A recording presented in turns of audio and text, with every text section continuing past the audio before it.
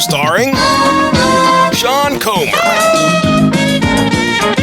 Hope you're ready, Hollywood, because you're on trial.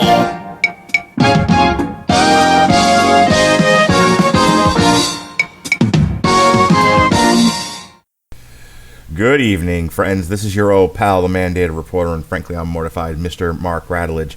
And what you are about to listen to are two separately recorded podcasts recorded back 2016. One is The Case Against Man of Steel, which you'll hear first, by good friend of the Radulich and Broadcasting Network and former casual hero, Gavin Napier. Well, then what you'll hear is a podcast recorded separately with myself and Robert Winfree defending Man of Steel. And this is sort of a precursor to what would eventually become the actual On Trial podcast. It was kind of an experiment that we did, and it mostly came out of the fact that Gavin and I are having an in-chat, ongoing, rather raucous debate over the merits of Man of Steel. So I invited him to just record his prosecution, because I got tired of arguing with him about it. I said, go ahead and just record yourself complaining all of these complaints that I have to deal with you in chat, put them all on record, and I will upload it to my Blog Talk Radio account. And then separately from that, myself and Robert Winfree will put all of our defense in there, and we can settle this once and for all. I don't know how successful we were in that, because I'm fairly certain, all these many years later, we're still arguing about this. But nonetheless, I thought this was a fun experiment, and it definitely was the inspiration years later for myself and Sean Comer to start the On Trial podcast, which is still going on today. We just do it less than we used to because I don't record as much as I used to. So here is Gavin in 2016 complaining incessantly, or prosecuting as you will, Man of Steel by Zack Snyder. Ladies and gentlemen, my name is Gavin Napier. This is Bunkhouse Stampede Radio, and by proxy, the Radulich in Broadcasting Network. I have been invited to, for lack of a better word, prosecute the Man of Steel, the 2013 abomination directed for Warner Brothers, for Legendary Pictures, for DC, by Zack Snyder, in an attempt to reboot, to remake, to recreate the Superman franchise. And the movie was met with mixed reviews as far as comic book movies go, because the Man of Steel was coming on the heels of tremendous success from Marvel. And there was a lot of consternation about the fact that Batman had just wrapped up his trilogy, the fact that Christopher Nolan had just put the icing on the cake for the magnum opus of the Batman film franchise, and Marvel is doing gangbusters business with Iron Man, with Captain America. Before long, we would see Guardians of the Galaxy on the big screen. We'd have talking raccoons in a tree that only says 3 words, 4 if you count the word "we" later in the movie. Sorry for the spoilers if you haven't seen it yet, but that's your problem.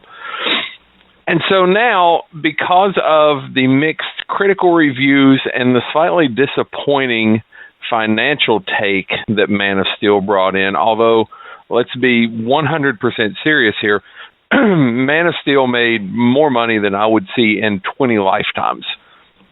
That being said, the film industry has a little bit different idea of what is profitable and financially viable than the rest of us do.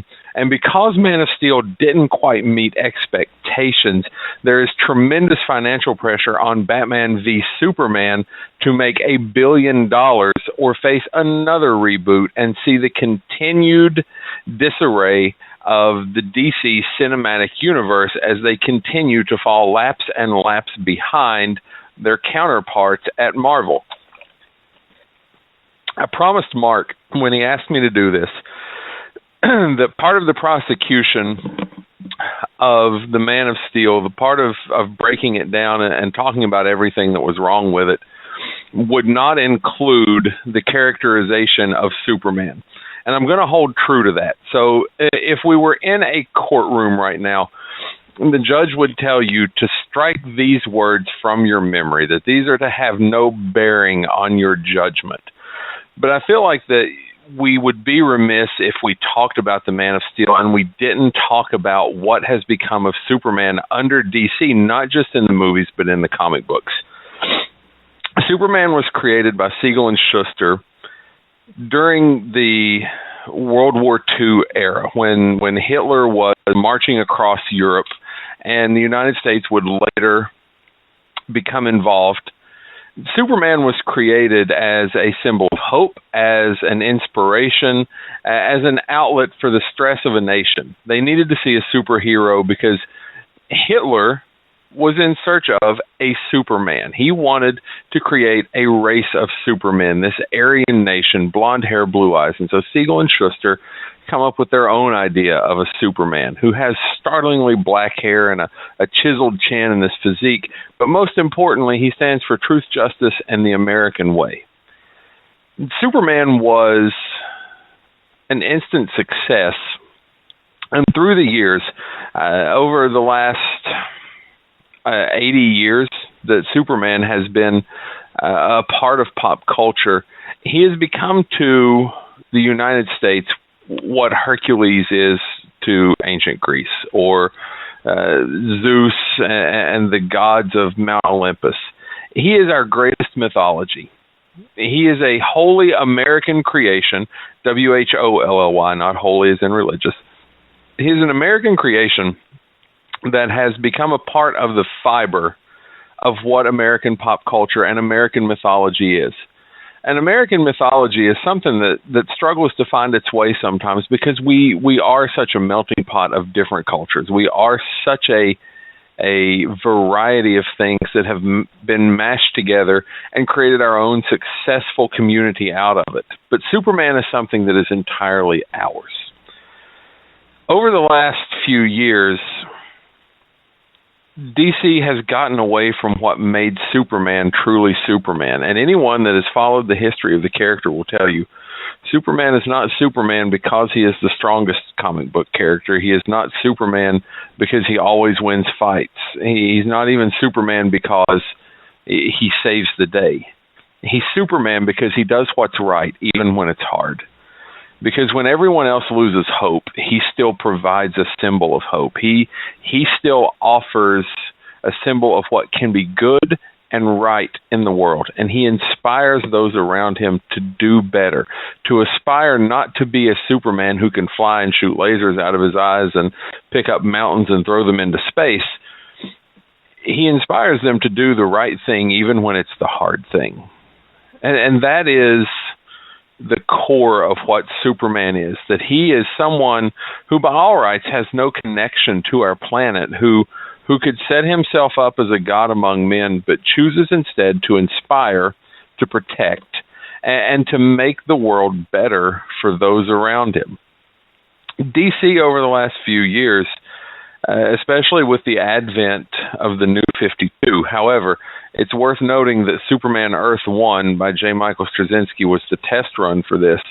DC seemed to think that the Big Blue Boy Scout, as he's been called, had fallen out of favor and that there was no market for him.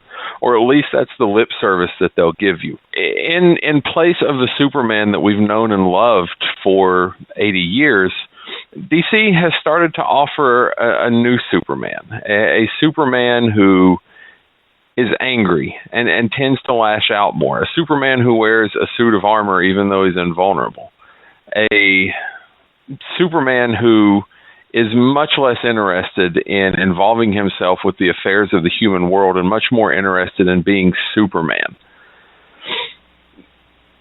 We see in the New 52 very early on not just a different attitude from Superman that we're used to, but an attitude of almost a bully, of someone who looks for fights, who looks for someone to test him. And again, this is not what Superman has ever been. And so the core of the problems with Man of Steel, it's not just in Zack Snyder's characterization or Henry Cavill's portrayal, because I think Henry Cavill did as fine a job as he could with what he was given. And of all of the indictments that I can make of this movie, Henry Cavill's not one of them, much like Brandon Routh in Superman Returns. Say what you will about Superman Returns, Brandon Routh played his part perfectly. The core of the problems with the Man of Steel is in fact what DC has done to the character of Superman. You'll have to excuse me if I pause to take a drink from time to time, because I am flying solo here this evening. And there's a good chance that this becomes very lengthy the more I talk about the Man of Steel, because the more I talk about it, the angrier I get. Because while the Green Lantern always has been and always will be my favorite superhero, to me the importance of Superman in American pop culture and American mythology supersedes things like favorite comic book character, because I feel like when you start to alter what Superman has always been, then you're altering one of the key components of American storytelling, and you are starting to change the most important part of American mythology. And those are things that maybe I'm overstating this and maybe I'm being melodramatic, but these are things that matter in a culture, that when future generations look back, they're going to see the characters that we created, the stories that we told, and it's going to be a reflection on our society. And I genuinely hope that when they look back and they see Superman, they see the first 80 years of Superman and understand that that's what Superman should be, as opposed to the last 5 years of Superman that we've had. That Superman should be a symbol of hope, not just in lip services they use in the dialogue in Man of Steel, but he should inspire others because he does the right thing, not just when it's hard, but especially when it's hard, as opposed to seeing this angsty postmodern 5 years behind culture, mad at the world douchebag, because that's not Superman. So with all that being said, you can take those as my opening arguments. You can strike them from the record if you may, because when dealing with the Man of Steel, the movie has even more problems than just the characterization of the character. Do I believe that how they portray Superman is an issue? I do, but I also believe that that's something outside of Zack Snyder's hands. Because as much as DC wants to tell you that this new Superman is what they believe in and this is what they're pushing, if you look at any of their marketing materials, whether it's birthday cups or coloring books or whatever, you still see the underwear on the outside of the costume and the cape and the spit curl. He still looks like Superman everywhere except in the movies. So take that with a grain of salt. There are a lot of problems with this movie, and it comes in large part from being tone deaf on the part of DC Warner Brothers and on the part of Zack Snyder. Because the very opening scene that you see in Man of Steel portrays the logos of WB, Legendary, and DC Comics in stone. This seems trivial, this seems insignificant, this seems pointless, and why would you even bother to bring it up? But remember, the name of the movie is The Man of Steel. Why would you use stone in the opening credits? It's counterintuitive. You've gone the exact opposite direction. You have gone from something, Man of Steel, which portrays this hard, shiny, polished, faster than a speeding bullet, impervious, to this very organic feel of stone. And so right off the bat, we see that Zack Snyder has a little bit of tone deafness. Kal-El is born on Krypton in something that looks vaguely like a dewback from the Star Trek or Star Wars universe. I'm sorry, don't find me and lynch me over mixing up my Star Wars Star Trek reference there. Acknowledges it with a bellow. It's at this point, 2 minutes into the movie, that you have to come to terms with something to understand that you're watching a Zack Snyder movie, which means that everything that you see is going to be washed out in sepia tones.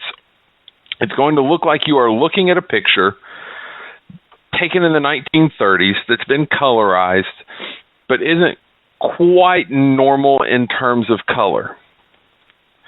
Zack Snyder enjoys this a great deal, and the reason that he enjoys this is because it is the same reason that you see these teenagers take pictures on Instagram or Twitter or on their phones, and they put these different filters on them in the place of being genuinely creative or understanding what goes into photography or cinematography. It's Zack Snyder playing it an air of gravitas because everything's washed out. There is no hope, there is no joy, there is no light. Look how bleak and dark everything is. We get it. Batman was dark and gritty. Batman's supposed to be dark and gritty. Superman is supposed to represent something better. Nobody wants to see a dark, washed out, grayish, brownish landscape for Superman. And I understand that they're trying to play off the success of Christopher Nolan and the Dark Knight trilogy. But they have to understand, first of all, Zack Snyder's not Christopher Nolan, and these are two separate characters with two entirely different mentalities, two entirely different psyches behind their creation and behind their execution. Krypton in every medium, comic book, television, movie beforehand, has been portrayed as a clean, crisp, neo-modern scientific planet. Zack Snyder makes it look like an alien version of Sin City. It's dark, it's crumbling, it's crowded, it's busy, it's dirty, and everything has this reddish hue because their sun's going supernova, which would be a perfectly acceptable explanation for Krypton if Earth didn't hold the same color palette as a dying planet. At about 4 minutes in, we see General Zod. And General Zod will be the antagonist for the movie. He's the guy that wants to destroy the world. And this is an incredible plot hole in and of itself, which we'll address later. But I want to just pick apart some of the early parts of the movie here in Act 1. And if you have any idea, or if you have any doubts about how much I despise this movie, I have 6 pages of notes in front of me. I came prepared to deconstruct this on every possible level. They go for the cheapest, for the easiest, for the laziest possible manner of breaking down a villain. They literally turn Zod into alien Hitler as he goes into this monologue about defective bloodlines and who should and should not live. This is, again, the laziest form of building a villain. There are a plethora of villains in the Superman universe, whether it be Zod, or Lex Luthor, or Brainiac, Parasite, Mongol, Darkseid, Metallo, Starro, the Conqueror from Another Planet, Bizarro. There are Doomsday. There are a myriad of villains that could have been used. And Zod's not in and of himself a bad villain, but much like they've gotten things wrong with who and what Superman is at DC, Zack Snyder gets things wrong with Zod because he just turns Zod literally into alien Hitler. Jor-El, we find out, is a badass scientist because Krypton is exploding literally and figuratively, just in case you missed the narrative here. Everyone is at each other's throats, and Jor-El the scientist pulls out his gun and goes into battle against Zod and his army. He steals the genetic encoding of the entire planet of Krypton, and he flies away on a dragonfly, which manages to outmaneuver multiple technologically advanced warships. Jor-El picks Earth because he says that Kal will be a god there. Kara, his mother, decides that it would be better if the baby just died with them because that's every mother's instinct, not to preserve the life of your child, but just to make sure that your child dies with you. We begin to see a pattern here in which the characters are written lazily and they're written as if they're retarded. Jor-El puts on his war suit to fight off Kryptonian Hitler, and scientist Jor-El would hold his own in hand-to-hand combat with the lead general of Krypton's armies. He would manage to hold his own for about a minute and a half, because at the 14-minute mark of the movie, he's dead. He's gutted. He's ran through. He's laying on the floor dead. If you think that's the last that we're going to see of him, though, you're wrong, because there's an incredible suspension of disbelief required a little bit later in the movie when he returns. We'll talk about that when we get there. Krypton Hitler is in trouble. He's sentenced to the Phantom Zone for crimes of treason, essentially, but he promises to find Cal and kill him as revenge against the man that he's already killed. It's an interesting thought process if you're trying to follow along at home. The motivations of Zod don't make a whole lot of sense, and they're not going to get any better. As they're launched into the Phantom Zone, there's something very important that you need to know about the way that they chose to imprison Zod and his companions. And that is that they are being flown to the Phantom Zone in dildos. Yes, phallic prisons that look like they should have a suction cup attached to them so that you could stick them to the wall of your shower and you or your wife or your girlfriend or whoever could pleasure themselves with them. There's no mistaking what these were designed to look like. They are big, rubbery dildo prison ships.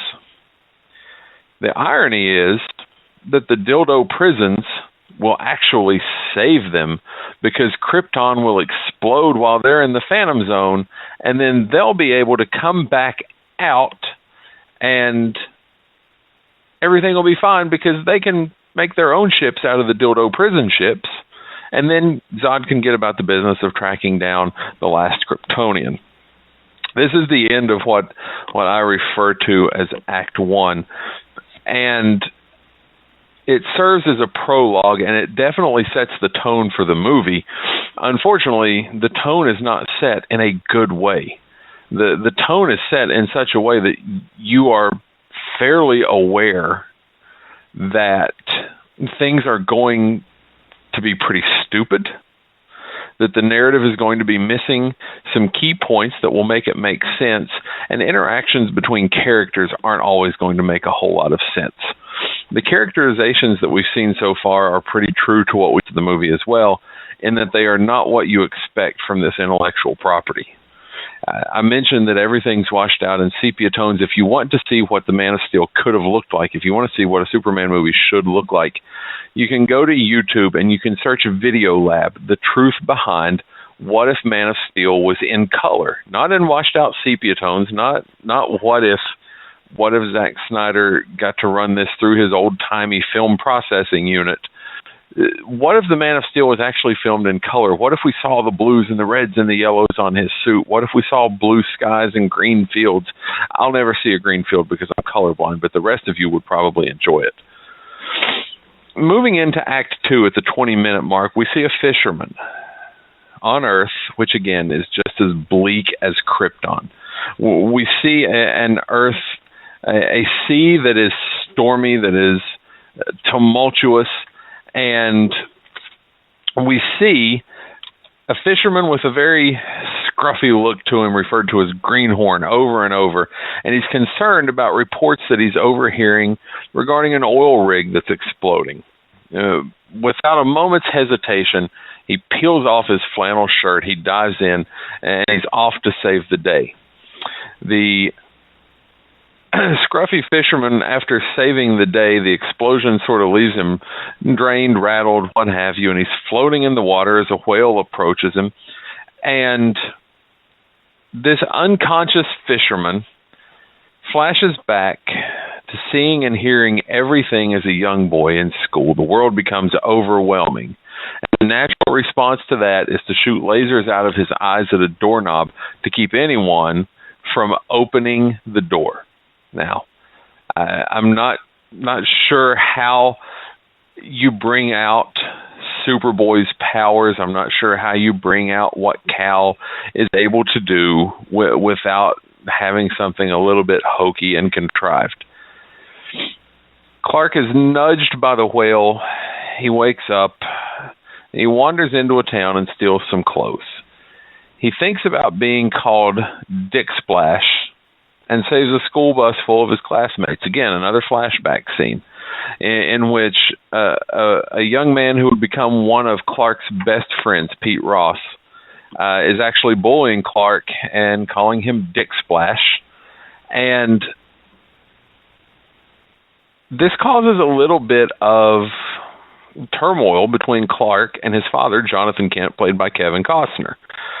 Because Kevin Costner is of the mind that maybe it would have been better if Clark let everyone on the school bus die. That's right, the man that is responsible for setting Clark's moral compass on this earth, for helping form who and what Superman is, for instilling the moral code in Clark Kent that keeps Superman from ascending to self-appointed godhood, tells him, well, maybe it would be better if you just let all of those children die, even though they're your friends and you care about them.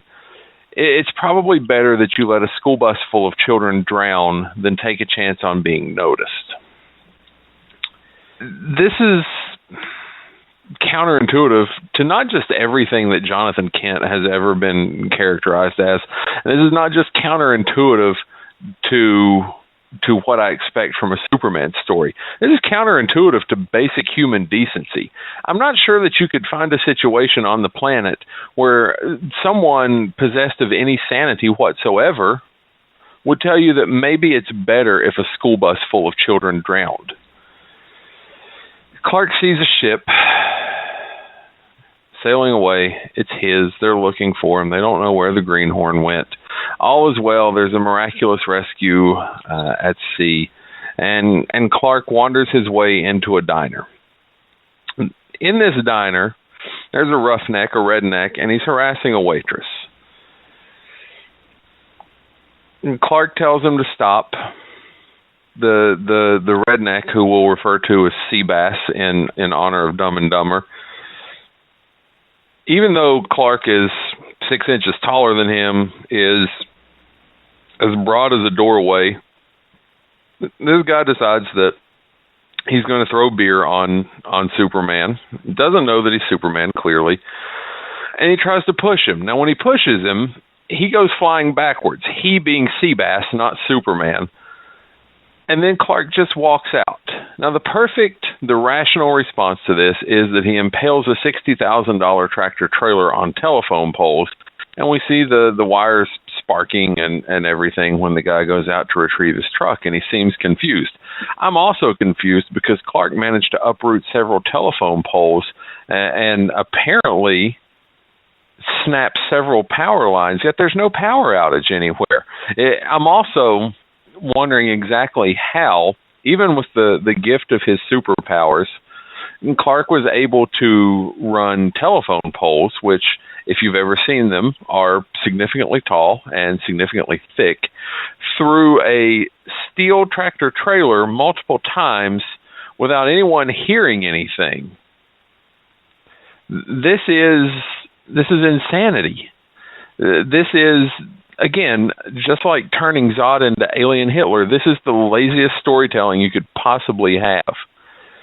After impaling a tractor trailer on telephone poles, Clark wanders off like Bill Bixby. You can play the sad Hulk music at as he wanders into the distance, and you won't miss a beat.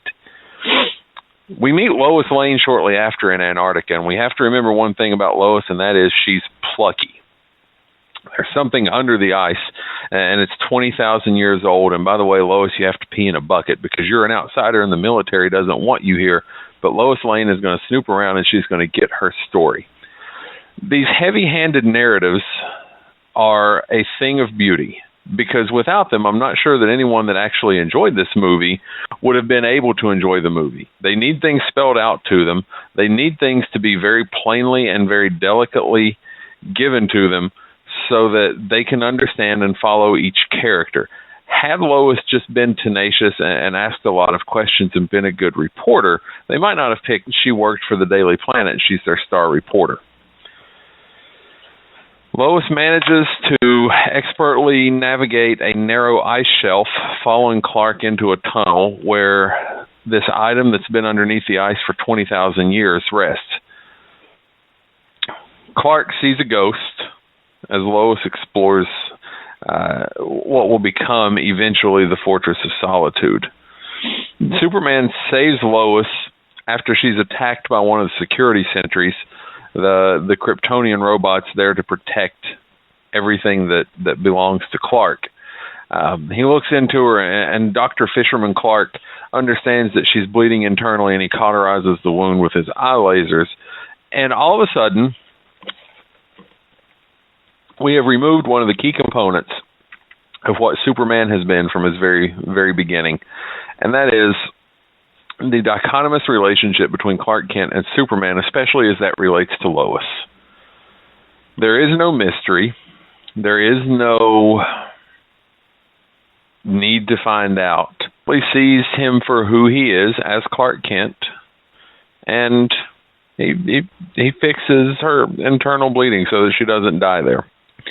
Now again, this is someone who was raised by a man who advocated letting a bus full of children die. I'm not sure where the moral compass that necessitated saving one person that was trespassing comes from, but maybe Lois's life is more important than a bus full of school children. We see Black Perry White, also known as Lawrence Fishburne, tell Lois that she can't write about aliens. You just can't do it because, well, Lois, there's no such thing as aliens, and even if there were, how do you think it would make people feel?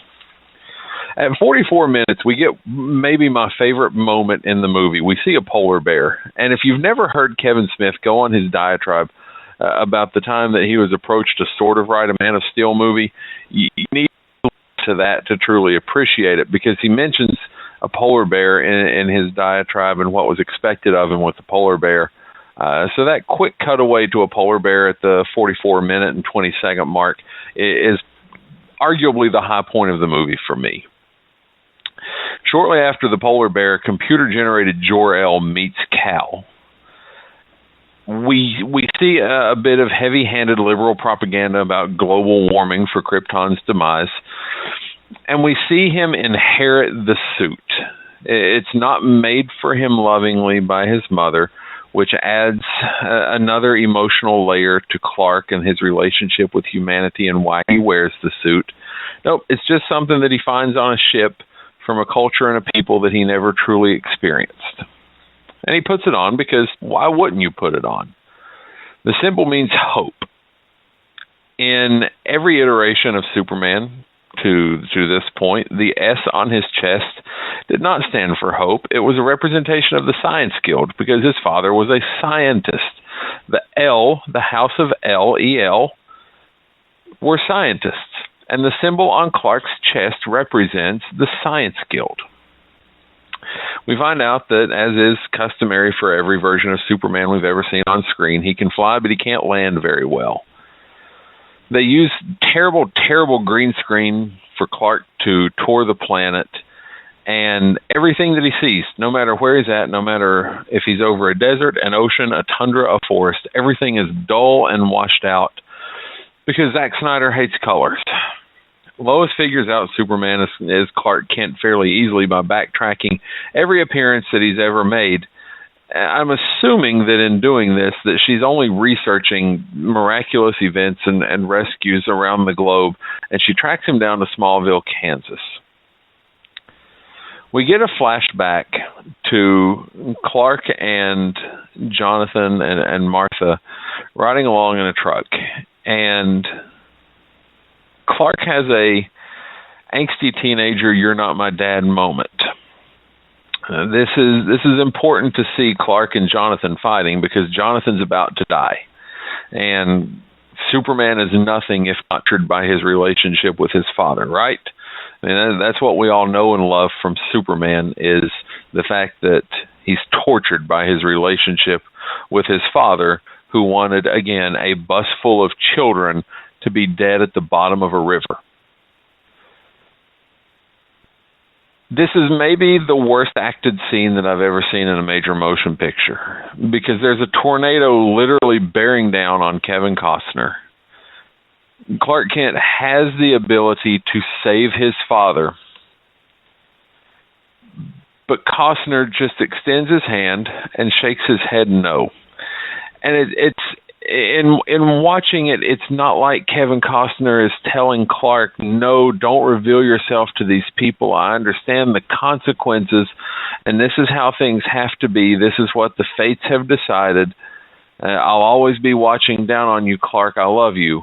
No, he just holds his hand out and shakes his head like he's declining a refill on his cup of coffee. Clark is torn apart because, remember, he just told him, you're not my dad. And then he tells Lois, I'll let my father die. The hack camera work, the hack directing from Zack Snyder continues, because just in case you hadn't figured out that everything is bleak right now, Zack Snyder actually zooms in and gives a nice close-up shot of a dead butterfly. Unbelievable. This is freshman film school stuff. This is pretending to be a director. When the way that you portray tone is to wash everything out in sepia and give us a nice tight picture of a dead butterfly, I'm not sure that you're entirely qualified to direct major motion pictures. At just over an hour and 2 minutes into the movie, we see another alien arrive on Earth. A UFO is apparently visible without the need for satellite from all parts of America. And Kryptonian Hitler broadcasts to the world that Kal-El has to surrender or Earth dies. So ends Act 2. Again, the narrative here is rife with plot holes, from the silent destruction of a tractor trailer to the power miraculously remaining on despite the fact that multiple power lines have been broken, to the fact that maybe it's okay for a bus full of kids to die, to Jonathan Kent's suicidal tendencies. Everything about this is just wrong. And it's not wrong for Superman. Everything about this is wrong in the sense of telling a story. As Act 3 picks up, it's important to know that this is all Lois's fault and that we need another flashback. Clark was bullied as a kid. People picked on him. And Pete Ross, who, if you'll remember, called him Dick Splash right before he almost drowned, Pete helps him up and pretends that Clark isn't superhuman, even though that he literally drugged Pete's dying body out of the river. Little things like this aren't a problem in and of themselves. Things like this add up to be big problems. Despite the fact that the Kryptonians worship an entirely different set of gods, have an entirely different set of deities that they follow, that they worship, goes and talks to a priest, and then he goes to the military to chat with Lois. We see the thing that has become very trendy in comic book movies and in pop culture in general when you're dealing with something that's a familiar intellectual property, and that you have to actually tease the name of the character. Because Lois almost calls him Superman, but she gets cut off. And so the idea that Clark Kent actually isn't Superman for this movie, that he is the Man of Steel, that this is something of a distance from Superman, is set in motion. Later on, he will be referred to as Superman, but we've set the idea in people's heads very subtly that this isn't Superman. This is the Man of Steel. They did this in part by staying away from the wonderful music that John Williams wrote, the Superman theme. They didn't want to draw those connections. They wanted something new. They modified the presentation of Clark Kent. They modified the presentation of Jonathan Kent. Martha Kent has become irrelevant in Clark's past, aside from the fact that it's his adoptive mother, but there's no significance in their relationship. This is all out of sorts, and it can be traced back, as I've mentioned on different shows that we've done talking about comic books and comic book movies, to the lawsuit in which DC fought paying royalties to the Siegel and Schuster estates for the creation that their ancestors or that their grandfathers, great-grandfathers made. Part of DC winning that lawsuit and avoiding paying those royalties meant altering the Superman character. And so in the name of greed, in the name of not shelling out a few dollars each month to the estates of the men that created the intellectual property that literally carried the company for decades, we have to see this version of Superman. At an hour and 13 minutes, we see a bit of romance between Clark and Lois as they hold hands, and we get an idea of where this will go in future movies if they manage to survive past Batman v Superman. At an hour and 14 minutes, Zod arrives. Lois is brave, and she's onto the ship. Clark can't breathe because he's gotten used to Earth's atmosphere. He passes out, and Zod speaks to him in a dream. He monologues his journey so that we know where Zod has been. We get a picture of him going through barren planets and recovering the terraforming equipment. And he shows Cal his plan in true cliched supervillain form. This is very much Skeletor yelling, "I'll get you yet, He-Man." Snyder borrows heavily from Terminator 2 as he shows us a playground only to fill it with the reddish glare of nuclear wasteland from a sun-gone supernova and skulls beneath the feet of Clark Kent. Lois manages to figure out how to use alien technology, and Jor-El knows and trusts Lois, even though he's never met her and even though he died on an exploding planet light years away. Because I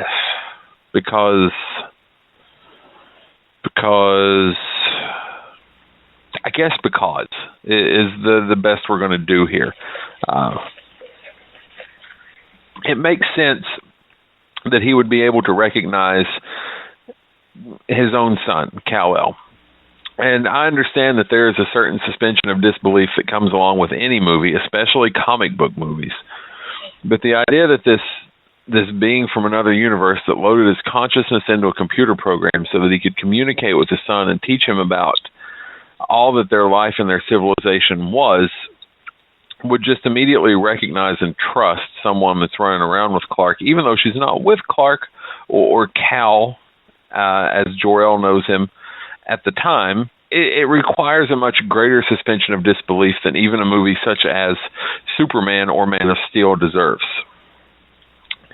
Jor-El tells Cal that he can save all of them. Spoiler alert, no, he can't. He can't save anywhere near all of them. There's a lot of people that are going to die. He can save Lois, though, and he does save Lois as she falls out of the ship. He puts her back on terra firma. And then we get into the disaster porn section of the movie.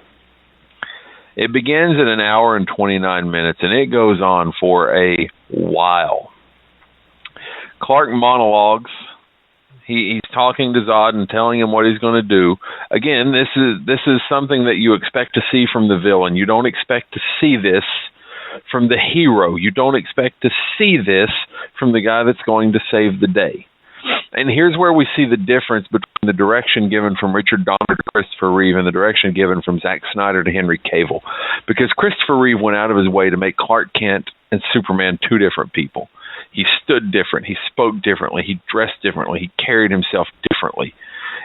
Henry Cavill is Henry Cavill, and there's not a whole lot of difference between Clark Kent and Superman because there's no connection with Jonathan and Martha that's ever told him that he has to be different.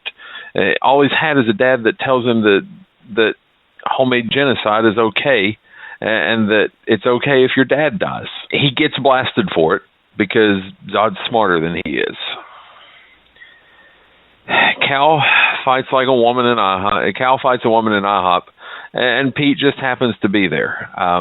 Pete Ross deserves a better treatment. That's another argument for another time. But other Kryptonians are stronger than Cal, despite the fact that Cal has absorbed sunlight for literally his entire lifetime. Again, a little bit of a problem there from the point of storytelling, that Zod and the woman and the brute that are with him are stronger than Cal, even though Cal has been absorbing the yellow sunlight much, much longer than they have.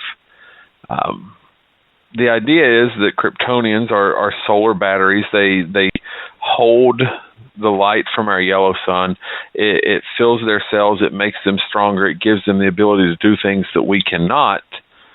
And so it stands to reason that these three, who have been traveling throughout the barren wastelands of space after being trapped in the Phantom Zone in their dildo spaceships, after living on a dying planet with a red sun, it makes absolutely no sense in terms of the story that they would be stronger than Superman. Or, I'm sorry, Kal-El at this point. He's not Superman yet. Detective Stabler, or Chris Merloni, says that Clark isn't the enemy, and he checks, and Clark goes to check on his mom. This is the first indication we have that she's important to him in any way.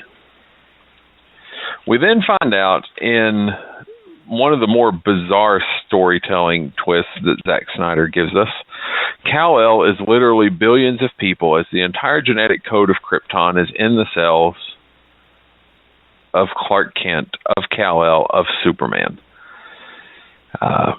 We see something very much like the War of the Worlds come down to terraform, and at an hour and 45 minutes, he gets to be Superman. He acknowledges the need to stop the huge machine that's using a gravity well to terraform the planet into new Krypton. Now, here's another huge fallacy for the storytelling and for the motivations of Krypton Hitler. If Zod had a machine that could turn planets, why didn't they just turn one of any planet that they came across into Krypton? Why didn't Clark or Cal say, hey, you know what? Here's an idea. I've got the genetic code for all of Krypton. How about I give that to you, and you just go to Mars, and you turn Mars into Krypton. And there's a yellow sun there, and you can do Krypton things, and we can do Earth things, and legitimately nobody has to die. The simplicity with which this could have all been avoided creates a problem with the narrative. It would be nice that if at some point Superman attempts to take the fight out of Metropolis, but he doesn't. He's content to ransack the entire city. Lois is on a plane that's bombing aliens with an alien ship. Not entirely sure what got her the clearance to be there, other than the fact that she knows Superman. But for some reason, she's on a military mission that involves blowing up alien spaceships with another alien spaceship. This is all going on while Superman's fighting Zod and trying to take out the world terraformer, the world engine. And one of the little things that just annoys me, that one of the things that grates on me is the need to change everyone and everything away from being a white man to being something else. Now, Lawrence Fishburne is Perry White. Whatever, Lawrence Fishburne's a great actor. Jimmy Olsen's supposed to be Superman's pal, and I guess still can be, only Jimmy Olsen's an Asian woman now. This is DC, and this is a bigger problem than Zack Snyder, and this is a bigger problem than this movie. This is just something that's wrong in general. But Lois falls out of the plane that she never should have been in. She's okay. Detective Stabler, not so much. He dies a good death, and in his words, Superman is a little out of it after saving the world. No flashback. But we do learn that alien technology is somewhat unreliable. Superman and Lois kiss, and that is the end of Act 3, and we head into the brief 10-minute epilogue here as Zod and Superman create a sequel of disaster porn. And Superman does something that Superman does not do. Kills Zod. He breaks Zod's neck in front of a large number of people that Zod was attempting to kill. And I understand that Zack Snyder struggled in this movie with storytelling and with finding a way to connect the dots on a narrative and stay true to the decades upon decades of history that this character has. But if there's one thing that has been a constant in every version of Superman, including the newer comic books that portray him as an absolute douchebag, and it is that Superman does not kill. The greatest example of this that you can find, and the greatest example of this that has been put to pen and paper or has been put on film, DC's animated division produced Superman versus the Elite. The comic books are known as What's So Funny About Truth, Justice, and the American Way. And in it, we see a group of heroes that are very much the newer breed of heroes that permeate the comic book industry. That it's okay to kill, and they're rude, and they're brash, and they do things their way, and they don't respect anybody. And they pick a fight with Superman, and the world turns on Superman because he's not cool. He's not new. He doesn't do things the way that our fast food microwave generation wants them done. And in the end, Superman stays true to his principles because that's what he does. And he wins the day. And that's one of the great lessons about Superman. It's one of the great things that he teaches throughout the stories that have been told by literally dozens of writers over the decades. And it's why he was created, is to reinforce the fact that no matter how bad things get, there's always a better way.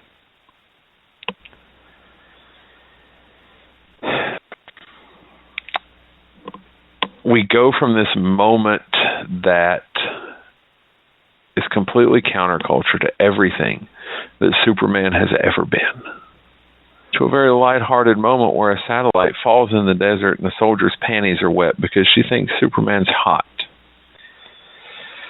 He flashes back to a day on the farm with Martha and child killer Jonathan, pretending to be a hero, running around in a red cape and foreshadowing that, quite frankly, is ham-fisted. And when you consider that the reason that small children want to wear capes is because of Superman, the idea that Superman ran around in a cape when there was no Superman to inspire it, again, Zack Snyder struggles here. Clark joins the Daily Planet, and here's our final gaping plot hole. Perry White's Star reporter has tracked down Superman and decided, or discovered, that he comes from a place in Kansas called Smallville, and that he's been a drifter for the last 10 years. He has no journalistic experience. He is very unreliable as he moves from town to town and place to place without warning.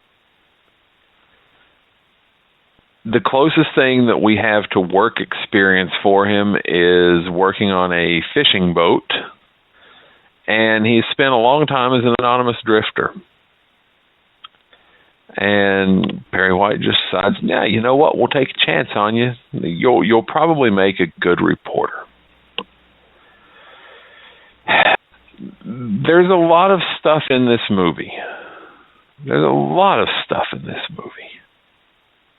That could be eliminated, that could be changed, that could be altered. But this is what DC is now. And if you like a dark and gritty Superman, then Man of Steel's okay, I guess. I grew up with a better Superman than Man of Steel gives us. And I grew up with better Superman stories than Zack Snyder gives us. And I grew up with a Superman that's not angsty, that's not bitter, that's not cold. I grew up with a Jonathan Kent that doesn't advocate the death of children. I grew up with people telling stories that didn't require ham-fisted narratives.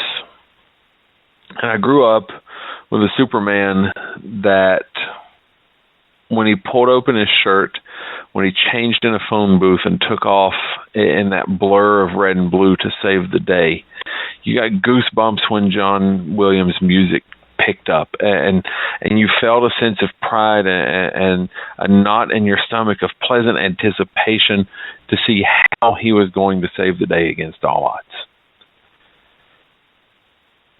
All of that is completely absent in Man of Steel. Even in Man of Steel, when Clark tells Lois that on his planet that's not the letter S, that it's a symbol of hope. That may be true. Nothing in this movie offers hope. This movie offers bleakness. This movie offers angst. This movie offers destruction, despair, death, and a misrepresentation of the greatest part of American mythology. There are plot holes abound, large and small. There are issues with the narrative that make the movie almost unintelligible. When you realize exactly how little thought went into telling this story, this becomes something that's better suited to Mystery Science Theater. This is not a good movie. And even if this wasn't supposed to be a Superman movie, if you change out the fact that this is supposed to be Superman and you make it a brand new created superhero character and you keep everything the same, the problems with the movie remain. The problems remain that you still had a character advocate the death of dozens of children, and you still have the problem of a washed out landscape, and you still have a problem of dildo spaceships, and you still have the problem of spelling out exactly what each character is rather than letting them develop organically. You still have the problem of disaster porn, and you still have the problem of a hero who kills. These are all things that burden a movie in and of themselves. When you add plot holes and issues with the structure of the film, large and small, such as the tractor trailer incident and a newspaper reporter being on a military plane and arguably the most important mission of all of mankind's history, to the fact that Superman and Zod didn't even have to fight. He could have just handed over the genetic information and they could have terraformed literally any of hundreds of planets in the solar system, in the universe, in the galaxy. There's a lot to pick apart about this, and I've spent the better part of an hour picking it apart and berating it and telling you what the issues are. In the very near future, Mark and I'm assuming one of his co-hosts are going to attempt to defend this movie. They're going to tell you that it's not as bad as it seems, that it's not as bad as I made it out to be. Don't listen to them. Don't be swayed. Don't be drawn away by the fact that they want to like this movie. Because they're going to tell you that the plot holes don't matter. They're going to tell you that the characterizations don't matter. They're going to tell you that the sepia tones and the washed-out look that's permeated Zack Snyder's film career, they're going to tell you all of those things don't matter. Well, the fact is, if those things don't matter, then this movie doesn't matter. And I wish this movie didn't matter. But it does. Because it's awful. Not only is it awful, they're trying to use it to launch a universe. They're trying to do with this movie what they did with Iron Man on the Marvel side of things. It's not going to work. Even if it's successful, it won't be good. There's a huge difference between successful and good. NSYNC sold a lot of CDs. My name is Gavin Napier. This has been the prosecution of the Man of Steel 2013 by Zack Snyder. All right, enough of that. Hello, folks. My name is Mark Radulich, your mandated reporter, and frankly, I'm mortified. Tonight, we're bringing you a special presentation here on the Radulich Broadcasting Network. It's not our usual podcast brand, such as Long Road to Ruin or The Metal Hammer of Doom, or even a movie review as such. This is something we like to do when a particular issue arises that warrants it. In the past, I and others took to our microphones to defend the Ultimate Warrior against a litany of criticisms regarding his wrestling ability and his drawing power. I've also partnered up with my wife to defend the sitcom The Big Bang Theory when I felt it was being unduly attacked or at least utterly misunderstood. Tonight, Robert Winfree and I will attempt to defend what many have called completely indefensible, Zack Snyder's Man of Steel. Now, this isn't going to be a movie review. I already did that when the movie came out, and you can go back into the RAB archives to hear Jeff Harris of 401mania.com, and I break it down. This also isn't going to be the kind of movie craft dissection, deconstruction you've come to expect on The Long Road to Ruin. What we're doing tonight is something entirely different. I'm not going to try and convince anyone that they should like Man of Steel. With all due respect, I don't care if people like the movie or not, and if that's all there was at stake here, I wouldn't be bothering with a podcast about the subject. I'm not even going to try to convince people that from a craft perspective, Man of Steel is a good movie. With a few narrative issues aside, I happen to think it is a good movie, but that's still not worth me spending an hour or so on here trying to explain that to people who have written the thing off. What I am interested in defending is what exactly Man of Steel was trying to accomplish. Man of Steel is a movie in which we are presented with Superman in a modern context. Man of Steel divorced itself from the well-known, well-worn, Golden Age Superman type that has already been done in the Donner films with Christopher Reeve. While I love those films and still find them entertaining, in the sense that our main character is relatable in 2016, those movies just don't hold up. Snyder and company acknowledge that while in our hearts we love the bumbling Clark Kent versus the heroic and stalwart Superman that is embraced wholeheartedly by the masses, in today's real world, it's not likely that character would act the way that he does, nor would the world embrace him so firmly. Man of Steel shows us how Clark would really behave growing up as he did, and moreover, how the world would see him once he is revealed as Superman. That is what's great about Man of Steel. While it is fiction, it is fiction that at least has a baseline of truth, and it makes us think. It makes us feel what it would be like to be Clark, as opposed to showing us, as he had been betrayed, a symbol of untouchable hope shining on a hill. Now, I respect the fact that many people like their perfect Golden Age symbol of hope just fine and don't want it messed with.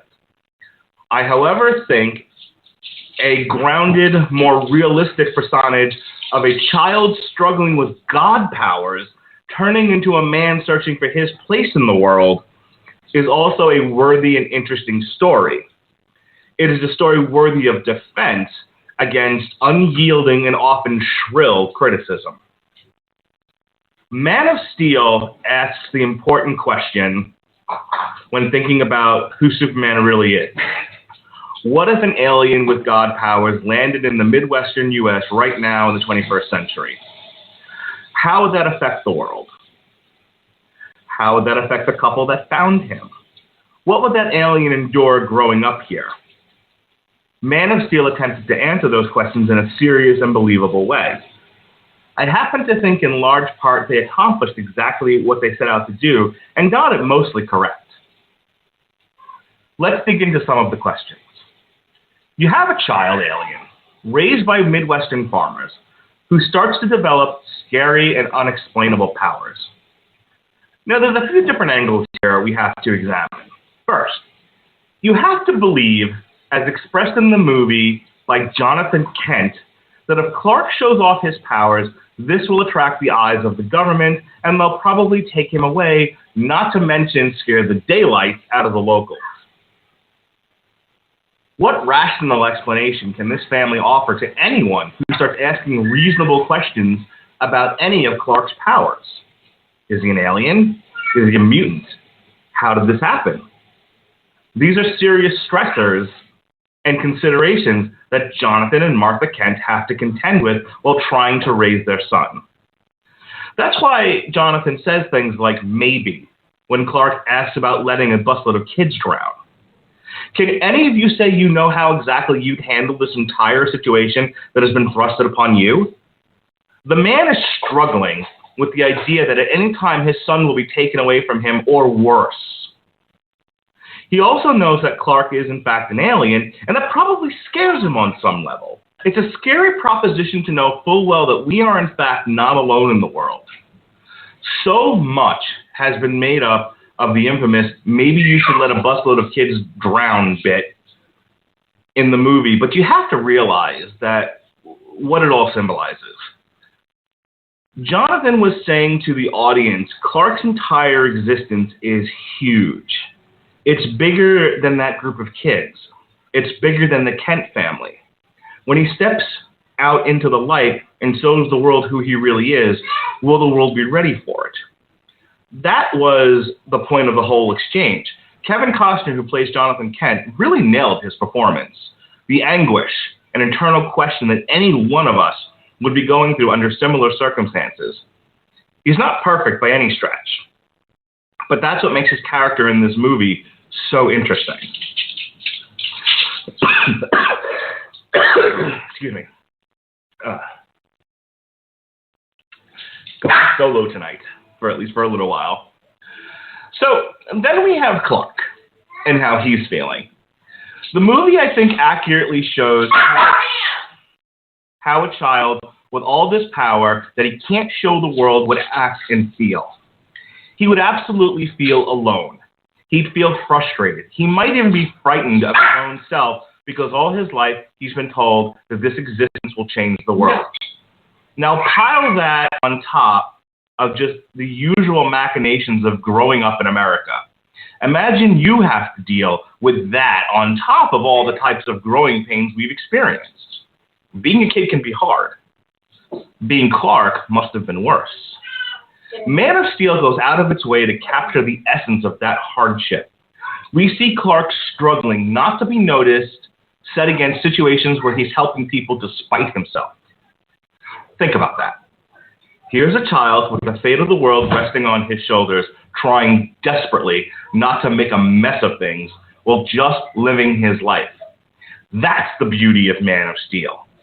Once the action of Krypton's imminent destruction ends, we're left with at least until Zod shows up, a character piece about a child struggling with his destiny.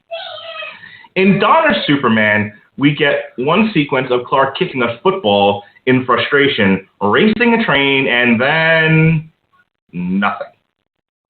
He complains to Pa Kent, who in turn dies of a heart attack. Shortly thereafter, Clark is off to the north to build the Fortress of Solitude, and depending on which version of the movie you're watching, then in a blink of an eye, he's Superman. He has all the confidence of a runway model, and he's off to Metropolis to fight for truth, justice, and the American way. Now, while I do enjoy that on a simple level, I think there's room in this world for a bit of a complex telling of Superman's coming to understand his purpose in the world. Before I close out and bring on my colleague Robert Winfree for more conversation on these points, let me address the single biggest criticism of Man of Steel that I believe is utterly unfounded. It has been said that in his battle with Zod, he recklessly destroys Metropolis and doesn't save anyone. First, sticking with the facts of the movie as they are presented, Metropolis is mostly destroyed by Zod's world engine, not by their fight. Now, Superman and Zod do destroy more buildings in their fight, but this is well after the world engine had laid waste to Metropolis. And I'd have to assume that by the time Zod and Superman start smashing things, most of the people have gotten away from the battle or are dead already from what happened with the world engine. But this is also neither here nor there. Let's get back to the important thing, the characterization of Superman. So Clark finds the scout ship, right?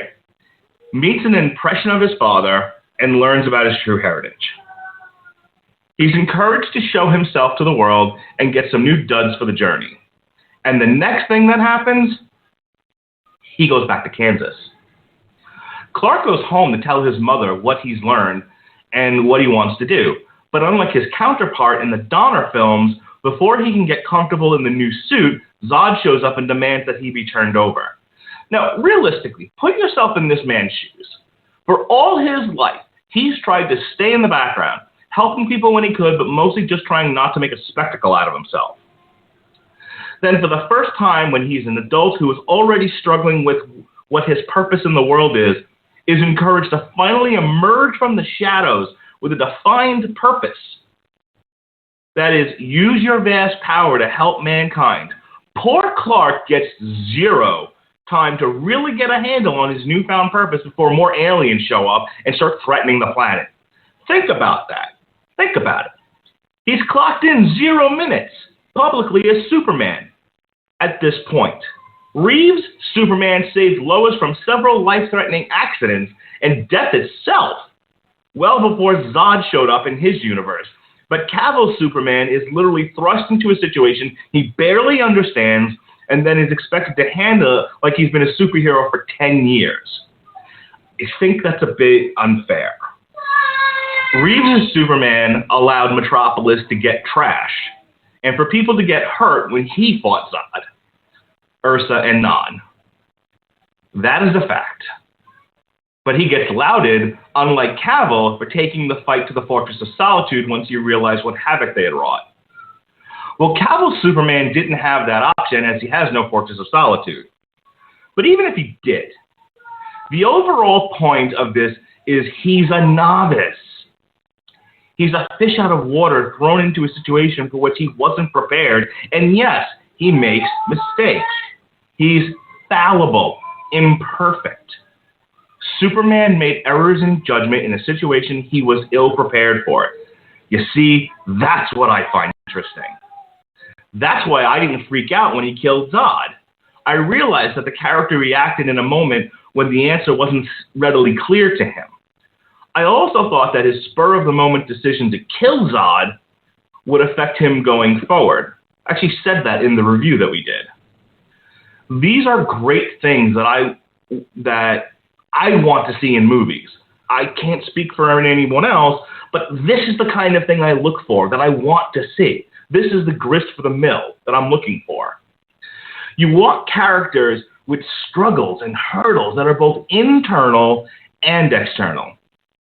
The biggest internal struggle Reeves' Superman ever deals with is whether to give up being Superman, powers and all. The internal struggles Cavill's Superman is dealing with are much more engrossing and, frankly, much more believable. Finally, in defense of Man of Steel, let me say the following. In my opinion, we got more than just a comic book movie. We got a character piece that examines the psychology of people dealing with incredible circumstances. While the Golden Age Superman and the Donner movies certainly have their merit in providing entertainment, Man of Steel is a movie that forces you to think about these characters in the world they inhabit. Superman the movie and Superman 2 you watch with your eyes, I believe Man of Steel is meant to be experienced with your mind. So with that said, let me go ahead and bring on my buddy, the VP of Affairs here at the Radulich Broadcasting Network, and my co-host for the evening, Mr. Robert Winfree. How do you do, sir? I have no complaints at the moment. Unlike, people who watch movies. All right. Now you got all of that before we came online tonight, but let me, for the sake of our listening audience, any issues with what I said? Anything you want to address further before you go into some of your own thoughts? No, not really. I think you got it about right. So what's your beef? I wanted to introduce you this way, so I'll take that opportunity now. Ladies and gentlemen, the Robert Shapiro to my Johnny Cochran, Robert Winfree. What is your defense of Man of Steel? First of all, shame on you for referencing that. Get on with it. I have to preface some of what I'm about to say in that I think this Man of Steel is, to me, indicative of a larger issue facing moviegoers, critics, and people who like to talk about things like this as a whole. And so I'm going to use this movie in particular to frame some of these larger issues. Man of Steel is far from a perfect movie. Far from a perfect movie. There are narrative issues, quite a few of them. There are some set design, costume choices that I would have made differently and I wish had been made differently. The 3D is terrible. I feel bad for anyone who saw this movie in 3D. I really do. There are elements where the CGI is spotty, but if you look at a lot of the reviews of this movie that are negative, they very infrequently talk about that. They don't talk about some characterization issues with Zod necessarily, or or why the spaceships look silly. They do. They really do. I mean, I don't go to the extent that other people have when looking at them because I don't see it necessarily the same way, but the issues that affect the actual craft of the movie are completely and utterly, almost to a T, overlooked and marginalized in favor of what boils down to, that's not what I wanted. This movie suffers not so much from the errors that Zack Snyder has given it as a director. It suffers exponentially more from failing to be the superficial, borderline soulless, golden age, superfluous, I don't want to say dreck, but the simpleness of golden age 1950s G. Willikers that everyone seems to think is the only version of Superman that exists. I accept the fact that the vast majority of the viewing audience is only familiar with that version. I am perfectly okay with the fact that I know more about this in terms of the diversity of the characters, the standalones, the comic properties. I know more about that than the average moviegoer, and I know a great deal less than a lot of people I know. That doesn't change the fact that those things exist and that they can be very interesting. If you look at a lot of the criticism of this movie, you're going to see one phrase repeated frequently, and that, it's joyless. It's some variation on that theme, on that mentality, and functionally, that is a valid statement. This is not happy-go-lucky, cracking-wise, brightly colored, and I'll grant you that Zack Snyder's tone for visual palettes is somewhat lacking. That's a valid criticism, and I have defended Zack Snyder on many occasions, not necessarily about this movie, but about others. But saying that a movie is joyless is not necessarily a criticism unless it is attempting to be joyful and failing. Fight Club is a joyless movie. Unless you have a sick sense of humor. I do, and I don't like that movie anyway, but that's an example. Schindler's List is a relatively joyless and bleak movie. Natural Born American Killers. History X, Requiem for a Dream. I can go on and on. The point there is you don't hear the phrase joyless being hurled as a criticism at movies that are not attempting to be joyful celebrations. The fact that everyone seemed to assume that, oh, it's going to be Superman, and he's going to, save planes and make jokes, and the fact that you went into this movie with all of these preconceived notions does not make the fact that it fails to meet those a valid criticism. This Superman being joyless is not a valid criticism of the film in a vacuum. The film does not attempt to be joyful. It does not attempt to be a great, brightly colored celebration. And oh boy, as an example from Superman Returns, which had a lot of things going for it, actually. That version of Superman, when the love of his life leaves him, does not look like a heartbroken individual. He looks like someone who saw his puppy get kicked. Because it doesn't deal with anything of emotional consequence, including him being a deadbeat dad. It gets somewhat overlooked. Because it fits with the tone that you expect Superman to have. And that's not a valid criticism. A movie being something different than you expect it to be does not necessarily make it bad. Man of Steel is not at all what the vast majority of us, I'll throw myself in there, expected it to be. The problem is, as soon as it wasn't what most people thought it would be, they threw a screaming hissy fit, for want of a better phrase. They just said, no, I want my Christopher Reeve back. I want it still statistically the safest way to fly. I want all of that. How dare you do anything different with this property? I understand the reaction. I really do. I don't want to come off as condescending here. Your reaction to it makes sense. This is way out of left field, especially if you're expecting something more in line with either Superman Returns or what Richard Donner did with the property. Unfortunately, a lot of people, and I'll throw myself in here for a couple of reasons, we allowed that first base reaction to be the extent of our thought. And that's not valid criticism. So many of the negative reviews or the negative things said about this movie are not so much, here's where the film failed, so much as, this isn't what I wanted, therefore it's bad. That internal narrative of, I don't like it, therefore it's bad, or conversely, I like it, therefore it is good, is a real problem. I don't know entirely where it comes from, other than maybe a general trend over the last 20 years or so of not necessarily having to support your arguments with anything other than feelings. If you don't like something, that is not an indicator of quality necessarily. I just said, I don't like Fight Club at all.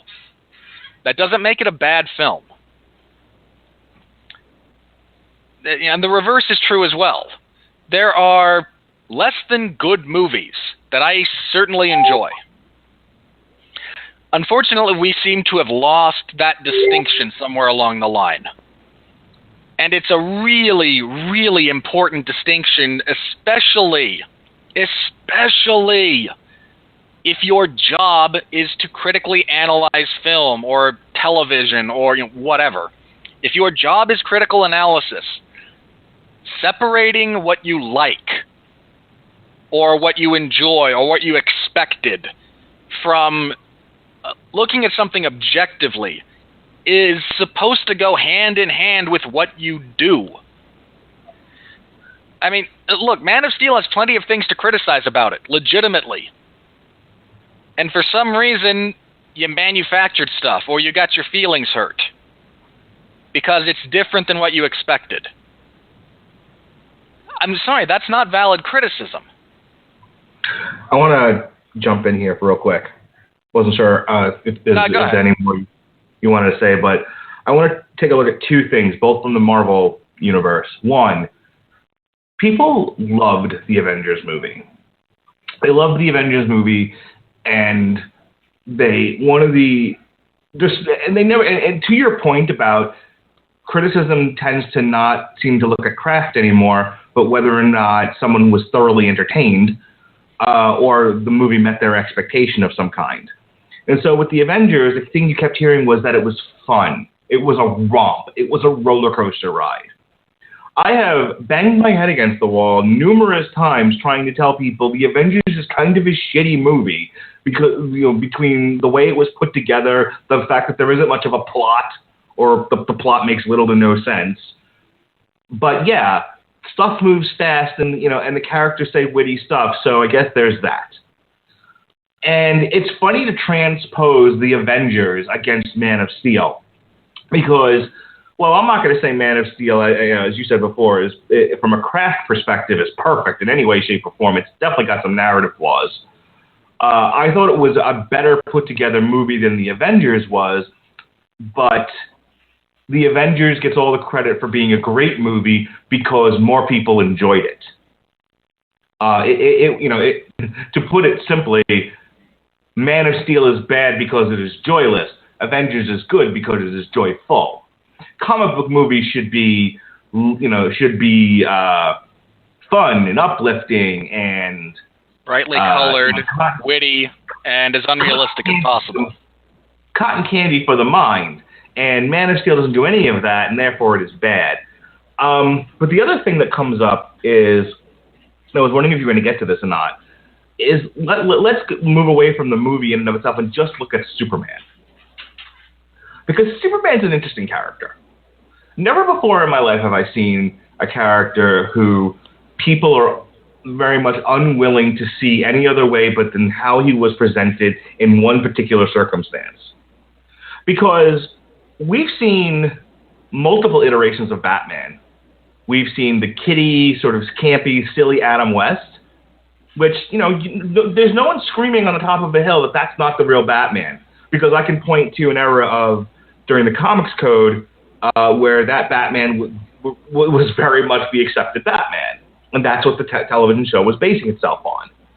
There's your Frank Miller, gritty, battle-hardened Batman. There's your world's greatest detective Batman. There have been so many different iterations. In just the movies alone, you had your gritty real-world Batman and Christian Bale. You had your more comic book version in the original Batman with Michael Keaton.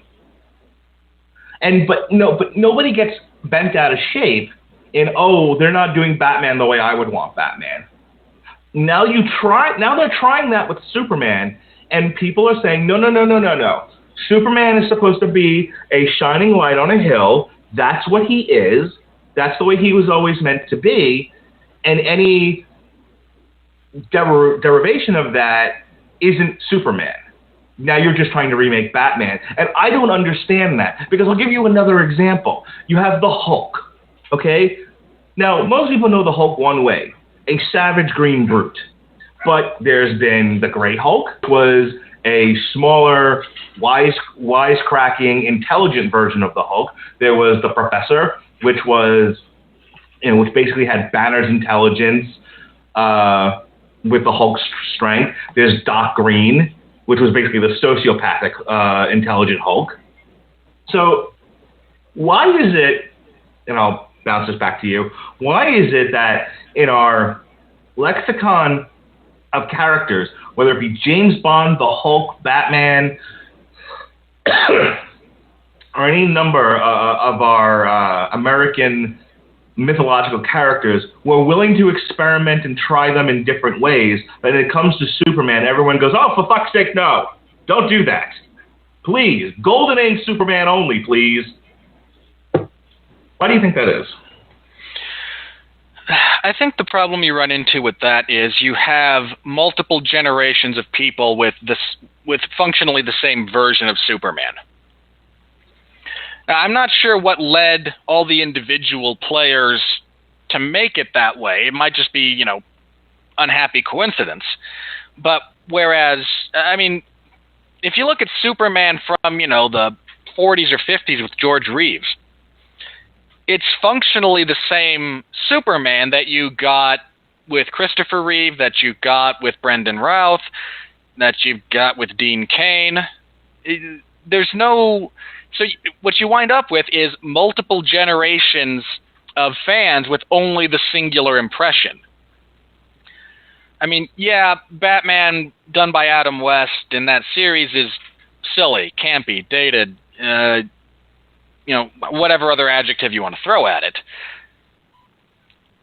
But they repurposed it with Tim Burton's version, which then got muddled down in being too Burton-y, and then they tried to get Joel Schumacher to do it, and it got way too campy again.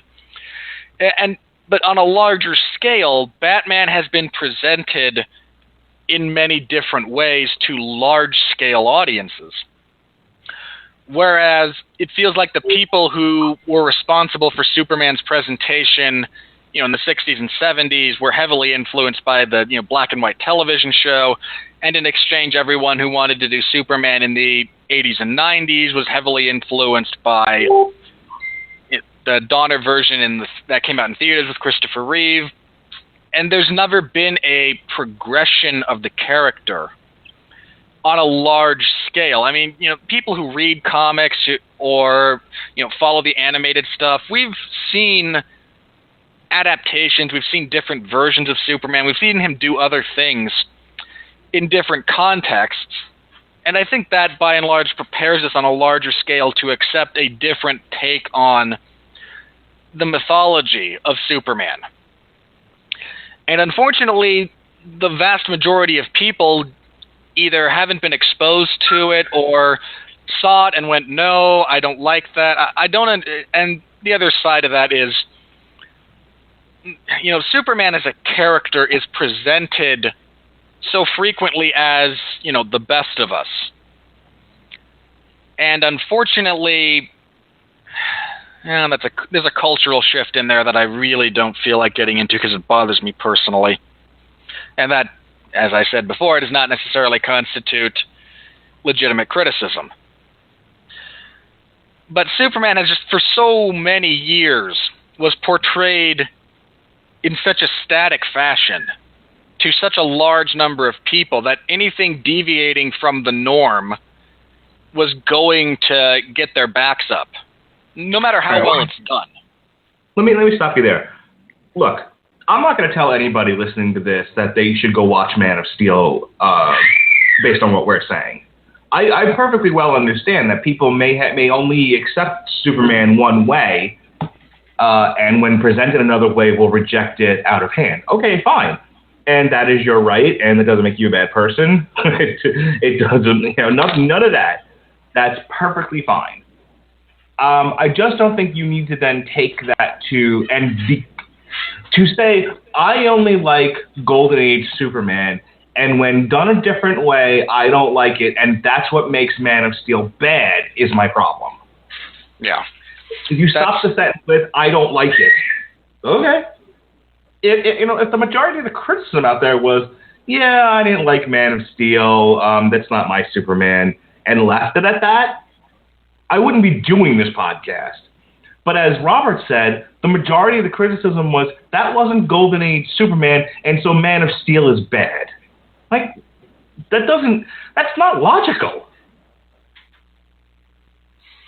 No, it's not logical, and it's not accurate.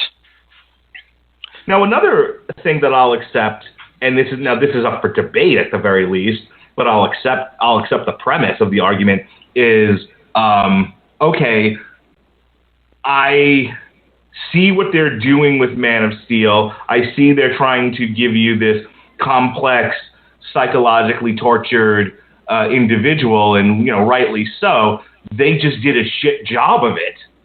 Okay, that's an argument worth having. I'll debate somebody all day long, and walk away shaking hands over whether or not Zack Snyder was able to truly accomplish that. And if you don't think he did, that's fine. That's a valid argument.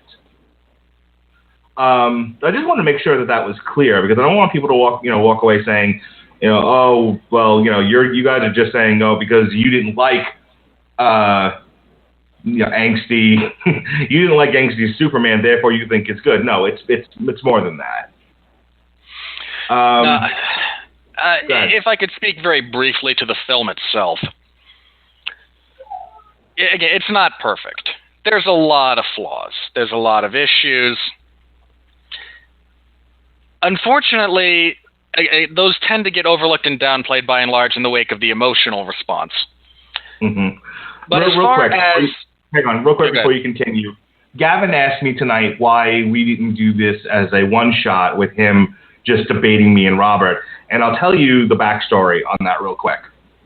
The reason why there are two podcasts instead of one, ours tonight, his tomorrow, his case against Man of Steel, is that Robert and I would say we liked Man of Steel because it gave us an interesting, different look at Superman, and there was more mental grist for the mill. And Gavin's response would be, yeah, but sepia tones and Pa Kent told Clark it was okay for busloads of kids to die and dildo ships. I'm like, okay, that's not what we're saying, though. That's not the argument that's being presented. The argument being presented is that they were monkeying around with the psychology of this individual and moving away from the shining light on a hill. Yeah, but he killed Zod. Okay, now we're not having the same conversation. And that's why I said, you know what, Gavin, you're having your own podcast, and you can talk for an hour about sepia tones and killing busloads of kids, and he does a great job of it. Okay, tomorrow night at 9 o'clock, please give Gavin's case against Man of Steel a listen. It's a brilliant deconstruction of the movie, and you can all sit around listening to it, sharing the hatred of the craft of the movie. But that's not the argument being presented tonight. I think if we had had a one-on-one, two-on-one or whatever debate with Gavin, we would have wound up agreeing on 80%, give or take, of what was said, and neither of the issues actually being resolved in any way because they're functionally different. We're tackling it from different perspectives. Right. And again, I would encourage everyone else to listen to Gavin's. It's really well done. It really is. I agree with a great deal of what he said, actually. Not all of it, but a fair amount. One of the things... I'm sorry, real quick. When Jeff and I reviewed the movie, I talked about a lot of the craft problems. I spoke at length, if I remember correctly, about why did Zod have to kill... Why did Zod feel he needed to create Krypton on Earth? That made no sense. No, actually, it made perfect sense. Why it had to be Earth and not any number of planets in the galaxies? No, that made less sense. Yeah, okay. Yeah, that's what I was referring to. Why it had to be... Sorry, I misunderstood your point. I talked about that. I talked about they don't clearly explain why... in the Donner movies, they clearly explain why Jor-El and Lara don't leave Krypton and why they just send Kal-El up in space. In this one, he makes some cockamamie point about our fates are tied to Krypton, and every reviewer that's heard that has went, what? What are you talking about? So I talked about all that already. I don't feel the need to go back into it. It's also, as I keep saying, not a reason for me to defend the movie. The characterization of Superman is the reason I defend this movie. Go ahead. It's one of the strongest points of this film in general is both Cavill's acting and the way the character is presented. This movie has rewatching it became to me very, very apparent which parts of that movie were David Goyer and Zack Snyder and which parts were influenced by Christopher Nolan. Christopher Nolan has I'm phrasing it as a gift, though I imagine it's much more, worked on and conscious than that. But he has a supreme ability in film to take something that is fantastical. Bordering on the insane, on which film you're talking about. And he's able to take that and place it on such an emotionally relatable level. We as the audience are able to go on that journey. I mean, Inception is an impossible film about breaking into people's minds. Yet, it makes all the sense in the world, given the emotional context of a man trying to get home to his kids, a son wanting to reconcile with his father. The baseline emotionally from which he builds. Matthew McConaughey travels to a different galaxy and orbits a black hole, and goes to another planet with waves that are, taller than most buildings. But the emotional core of that character and that journey is such that we all understand it, we can all relate to it on some level, and his ability to make things that are beyond the realm of comprehension emotionally relatable is something that he easily brings to this film. The scene when, in the beginning, silliness about Jor-El and Lara staying on a doomed planet aside, the scene, if you compare the two scenes where, his Superman's parents, Kal-El's parents send him from the doomed planet, from, the Donner film, which is in that instance, that scene is very cold.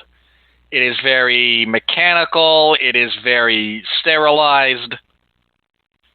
There's very little genuine emotion in there. And if you compare that with the sequence in Man of Steel, emotionally speaking, they're night and day. And the fact that Man of Steel succeeds where it does is in large part because he took Nolan and, everyone involved, Goyer, Cavill, Snyder, to the extent that he's the director. They took a character who has been presented so frequently as unconfused, unclouded, the ultimate paragon of virtue, and they made him relatable to, the average person. And that is a very disconcerting notion to people who are only ever used to, Superman is perfect and we should all try to be like him. All right. I think we've pretty much covered our general defense of Man of Steel. You and I have gone now at length about, this is about characterization. This is about presenting a character who's been with us for decades in a new and interesting way that is relatable in a modern context. If you like it, great. If you don't, the Donner films are still out there. There's other iterations of Superman that are more up your alley, and God bless you, go watch them. But I'll tell you what, I want to say one last thing before we move on to the last part of this podcast, and that is, when I heard they were making Man of Steel, when I heard they were making another Superman movie, I yawned. Just, ugh. And it's not that I don't like Superman, I'm just not interested in him as a character. I find that the characterizations of Superman throughout the years have been, he's not particularly complex. Things come too easy for him, and it becomes just a lot of. The fact that they had to create Doomsday, I think, says a lot about the characterization of Superman throughout the years. It was like he was always just too perfect, and so they had to create a big giant tank to kill him to make him at all interesting. And that always bothered me. And I was always more of a Batman fan. I've always been more into the Marvel characters who were fallible from left to right. There's not a perfect one amongst them. But Superman, it was always seemed like, look, here's this guy who can do everything, and his biggest problem in life is that Lois is in love with Superman and not Clark Kent. Now, maybe that's an oversimplification. Maybe people who've been reading Superman for years can point to this and that and say, look, he's more interesting here, he's more interesting there. I just didn't see it. So when I first started seeing trailers for Man of Steel, excuse me, and I saw what they were going after, that's when I became interested. when I say, oh, we're going to see the journey of a tortured kid with these, with the issues that eventually make him Superman. And I'm not opposed to him growing into the shining light on a hill. I'm not opposed to him growing into that golden age character. And I think that's the thing people might misunderstand about this. I'm not putting down the golden age Superman. I haven't found it interesting, but I'm not opposed to it either.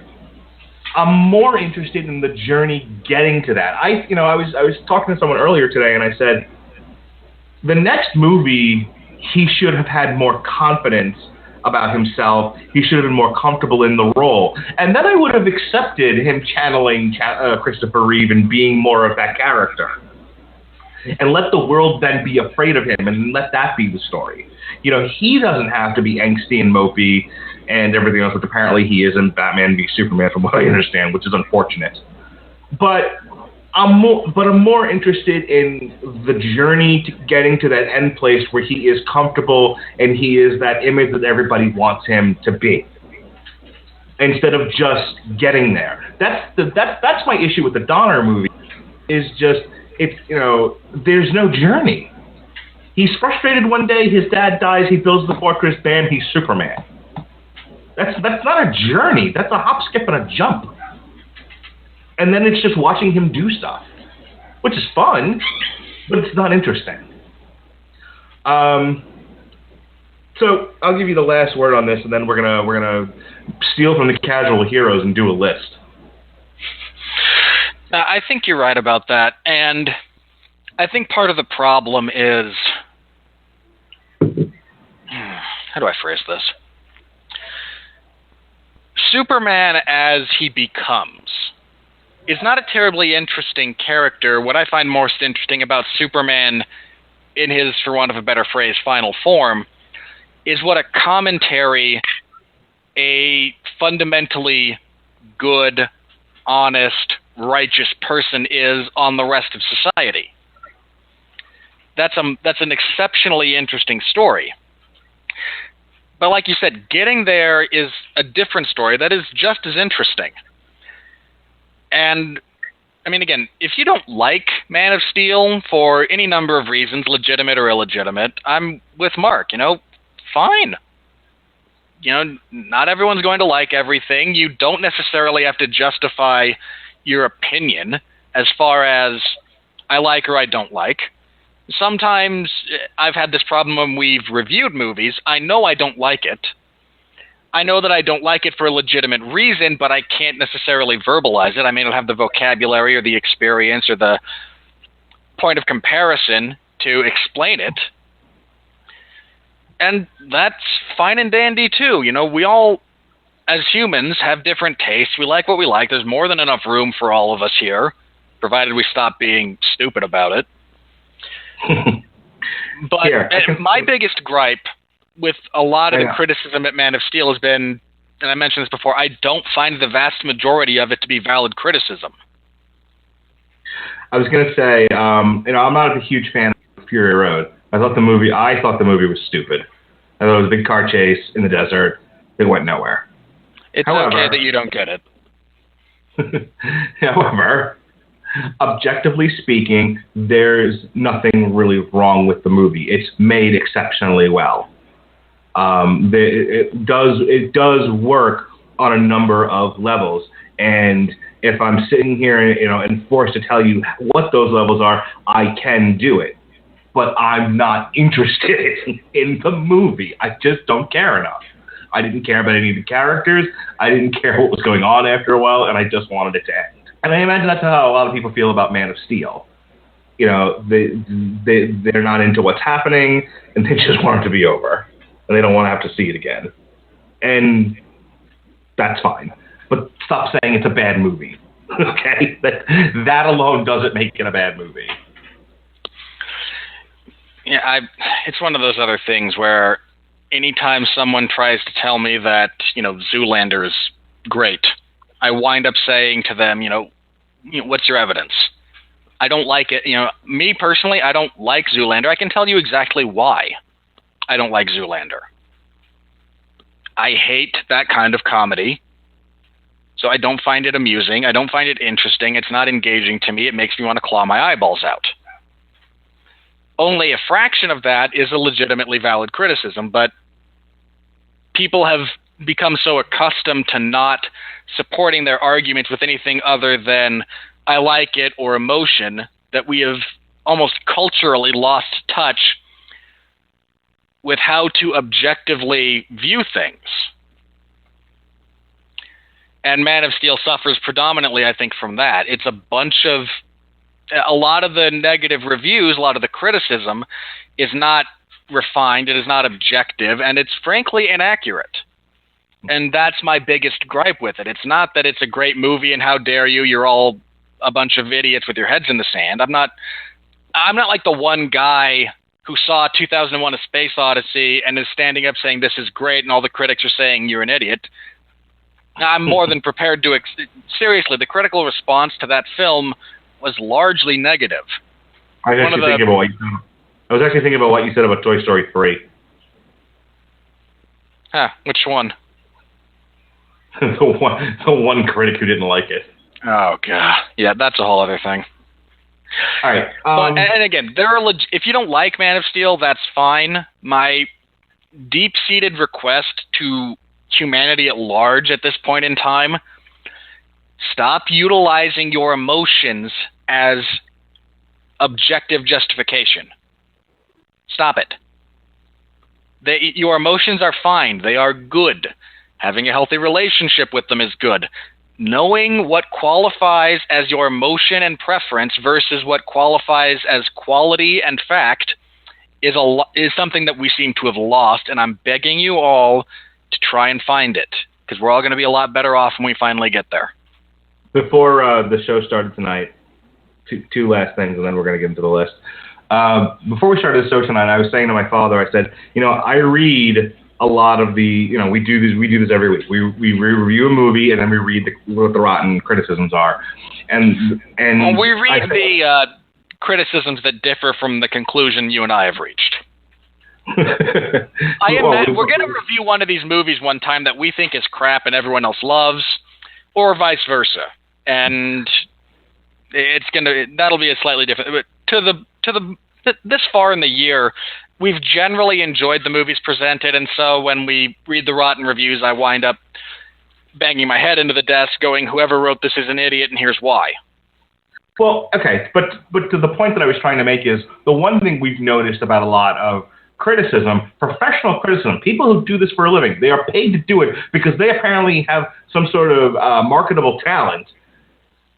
They're actually just giving personal opinion and passing it off as criticism. Very rarely do we read a review that looks at the craft of a movie, that objectively looks at the craft of a movie and measures it up against what is commonly believed to be good craft versus bad craft.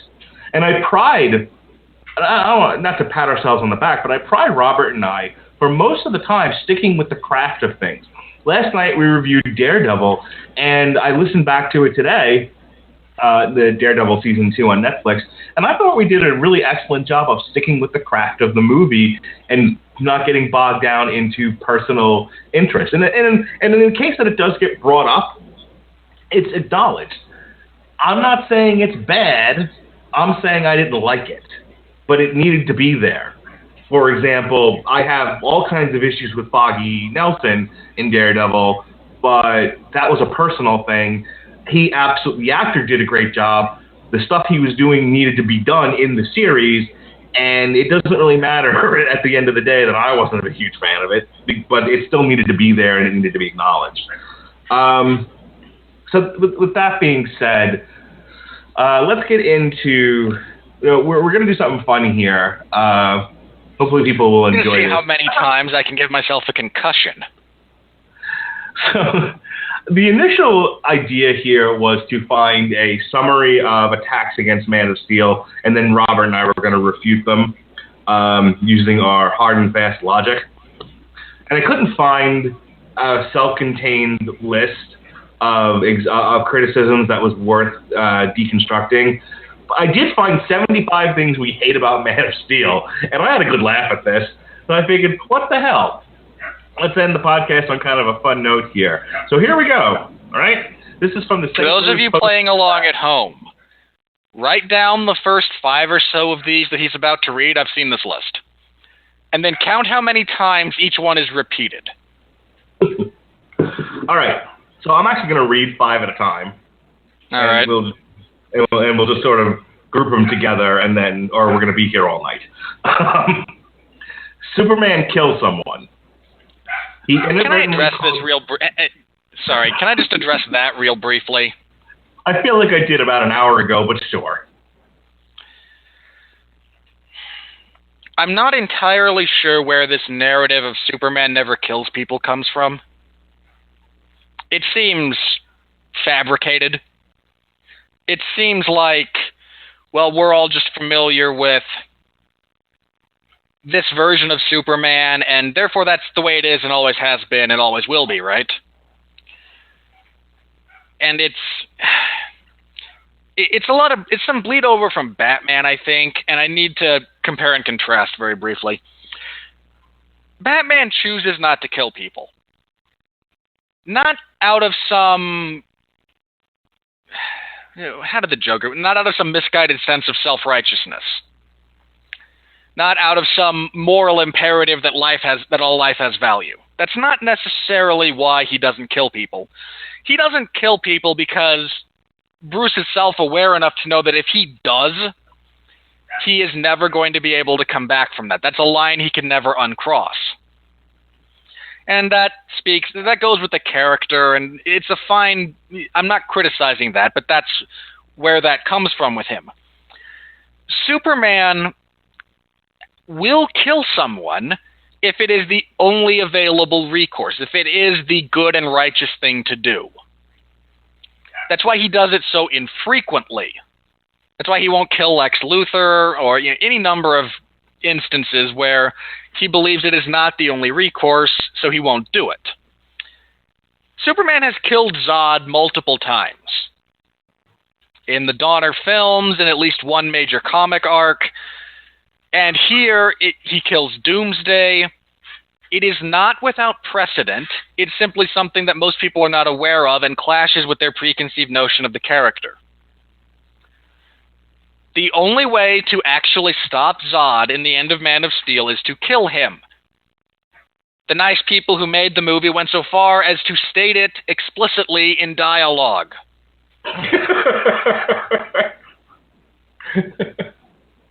Just in case you missed it. General Zod actually says this only ends one way. Either you're dead or I'm dead. Line is spoken. And then as he has him in a chokehold, by the way, he's saying, Zod, stop, never. As he's shooting lasers out of his eyes. Yes, I liked that in the movie because it was not an action taken lightly. There was emotional consequence. There will be in the future. But this myth that Superman will never kill people, please pull your head out of the sand.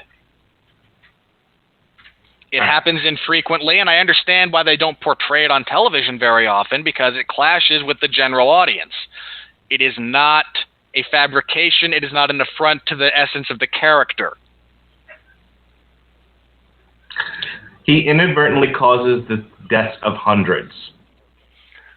Oh, wait. You mean You mean in a battle featuring, super-powered gods there's going to be collateral damage? Oh, heaven forfend. Oh, Jesus Christ. In what comic book movie hasn't there been inadvertent deaths of hundreds? And I believe Zack Snyder was actually in some publications that they talked about. What about Star Wars? And all the people dying in that, pulling his hair out at this point. He willfully ignores the deaths of thousands. Yes, while his uncle is bearing down on him, trying to murder him in the street, he doesn't have time to worry about the poor people of Metropolis, who seem to have skipped town, by the way, by the time this fight happens. If Superman were stopping a train from going off the rails, he would probably have made sure no one got hurt. Stopping a plane from falling out of the sky, he catches all the debris, I'm fine. Fine. That's fine. That's in character. It's also possible given the situation he's placed in. Given a situation where he must fight someone whose powers are equal to his own, sorry, he does not have the ability to suddenly go faster and move you out of the way before he knocks Zod through a wall type thing. No, it's an irrational criticism. Number 4, he doesn't walk old ladies across the street. Well, I don't remember him doing that in the Donner movies either. So, okay. He doesn't rescue... Number 5, he doesn't rescue kittens from trees. That's true. He did do that in the Donner cut. I don't know what you want from us. Number 6. Clark Kent is just another brooding existential loner with a beard. Absolutely untrue. While our hero wanders the world in mortal disguise, people call him Joe. Oh, wait, you mean he might want to hide his identity? In the first of cliched bully scenes, a barroom groper dumps a beer on a saintly hunk's head. Have you people never actually been in a bar where something like that happens? I'm sorry, that is not uncommon. Wait, what kills me about this is that there were a lot of similarities between both Donner movies and Man of Steel, including him being picked on in a bar. Yeah. The barroom bully doubles down even though his first punch has no effect. Again. The guy's slightly inebriated and a bit of a douchebag. Yeah, that's how they behave, people. Yeah, there's no understanding of human psychology here. Clark takes off-screen revenge against the barroom bully. Yes, as opposed to spitting him on a stool and throwing him into a pinball machine, likely killing him. I actually think that's a slightly valid criticism in the sense that, you just destroyed a lot of machinery there and wrecked a fair amount of material that was being transported. I'm okay with it. I'll allow it. I'm not saying I disagree with him taking the action. I'm saying if you want to complain that, Superman didn't just kind of take it on the chin and go punch a tree and instead exacted more personal vengeance, I will accept that in this instance you might have a bit of a point. He's not Superman yet now, is he? He's still Clark trying to figure out. I'm also well aware of that. The rampant Christ imagery. Oh, for the love of... You and I talked briefly about this off air. Guys. Yeah, I don't want to make fun of people who really feel like religious iconography doesn't belong in a Superman movie, but you're missing the point that even the people who stand for Superman in DC have made, and that is there are similarities between the Christ and the son of Krypton. That's been a thing since his original publication.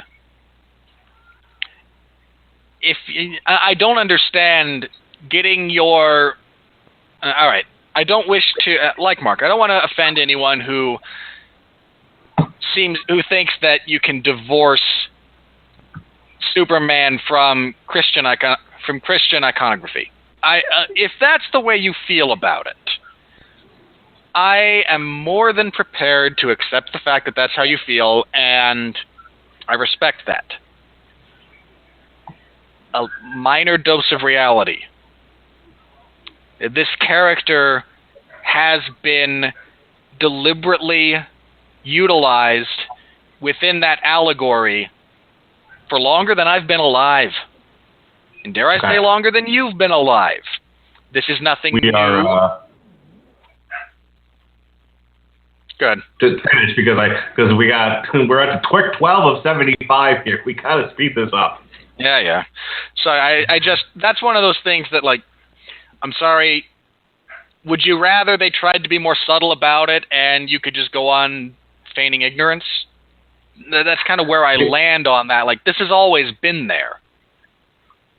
Baby Kal-El isn't conceived by the same means as other Krypton kids. I don't know why that would be offensive or why someone would hate that, but sure. Baby Kal-El's junk has a heavenly glow. Why staring at the baby's junk? Baby Kal-El doesn't need space diapers. Hang on. Baby Kal-El's heavenly glow around his junk is actually the codex being bonded to him. It is explained. It is not simply a random lens flare like you get from Abrams. Lack of diapers, given the length traveled, I will give you. This council is disbanded. On whose authority? Mine. All right. Racial purist tells scientist Jor-El, we're not so different, you and I. That's a common villain thing. Yeah, villains try to identify with good people as a means of self-justification. 17 dragons. Well, you tell me what's supposed to be on Krypton, because I don't know. Not valid. The leader of Krypton sentences traitors to 300 cycles of somatic reconditioning. Yes, that's why they're called correctional institutions nowadays and not prisons.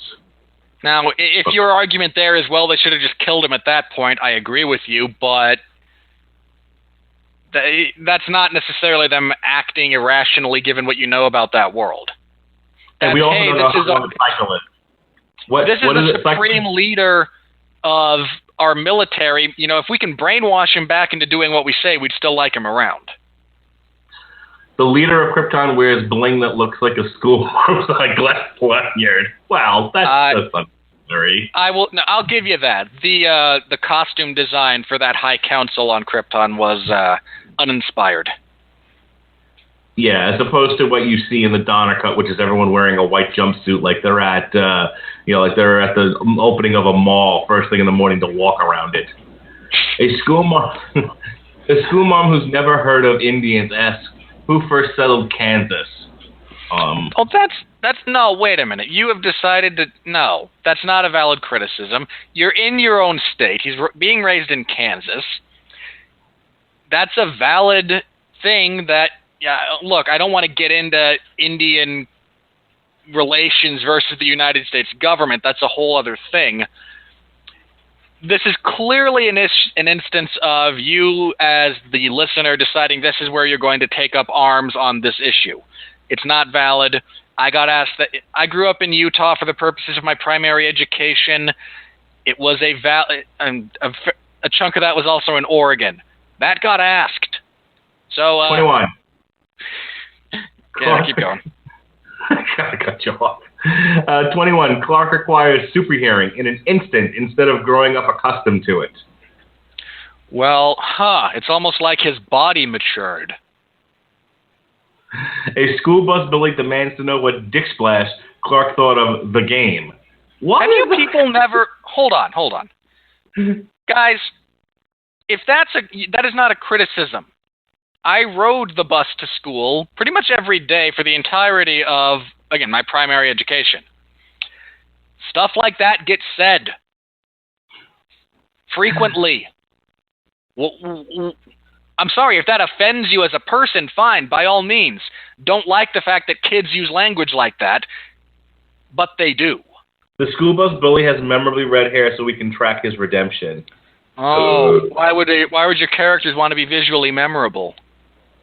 Inquisitive Clark with X-ray vision never finds the crashed spaceship in his family's barn. That's fair. Feckless Pa Kent doesn't say a word to the jocks who are bullying his son. Oh, it sounds like 13 or 14 in that scene.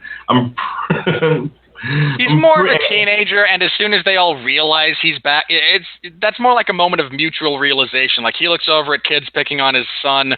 They look up and see, oh, crap, it's Kevin Costner. He might make a star on Waterworld 2, and they all leave. The faceless extras on a Kansas highway endured the longest tornado in history. How is that the longest tornado in history? That is not the longest tornado in history. You have no experience with meteorological phenomena like that. Plenty of tornadoes have lasted a lot longer than that. Granted, there are some shorter as well. But frequently they will go on longer. You are not qualified to make that claim in any way, shape, form, or fashion. Young Superman is not smart enough to save Pa Kent without blowing his cover. Well, no, people are watching. Look, I will acknowledge the decision they made to kill off Jonathan Kent the way they did was not the best decision. I will acknowledge that. I will agree with you if that's a major complaint you have. I'm sorry, how exactly is he supposed to avoid speeding faster than is humanly possible in front of all those witnesses? Again, now you're a person who's grown up his entire life saying, for God's sake, stay in the shadows, don't make a spectacle of yourself. And, oh, by the way, there's a tornado bearing down on you. And you're not used to using your powers because you're not supposed to be using them. It's entirely possible he froze and he really didn't know what to do. What's he supposed to say? Hell, look, there's, 40 people under this overpass. Look over there. And expect everyone to turn away from the tornado bearing down on them? Hey, is that Shaka Khan? What? Yeah, Landlocked Clark Kent grows up to work as a fisherman. Oh, shut up. Oh, wow, because what he does on that boat does not require him to be the most nautical of people. Invalid criticism. Clark's faith is tested when he is 33 years old. Why is that makes no sense. Makes no sense at all. Our hero's nemesis is a general with a Roman Empire haircut. Why is this a criticism? They went with a deliberate artistic choice to have the character remind you of imperialistic military. Because, hey, he's a military imperialist. Okay, you got to let me address this.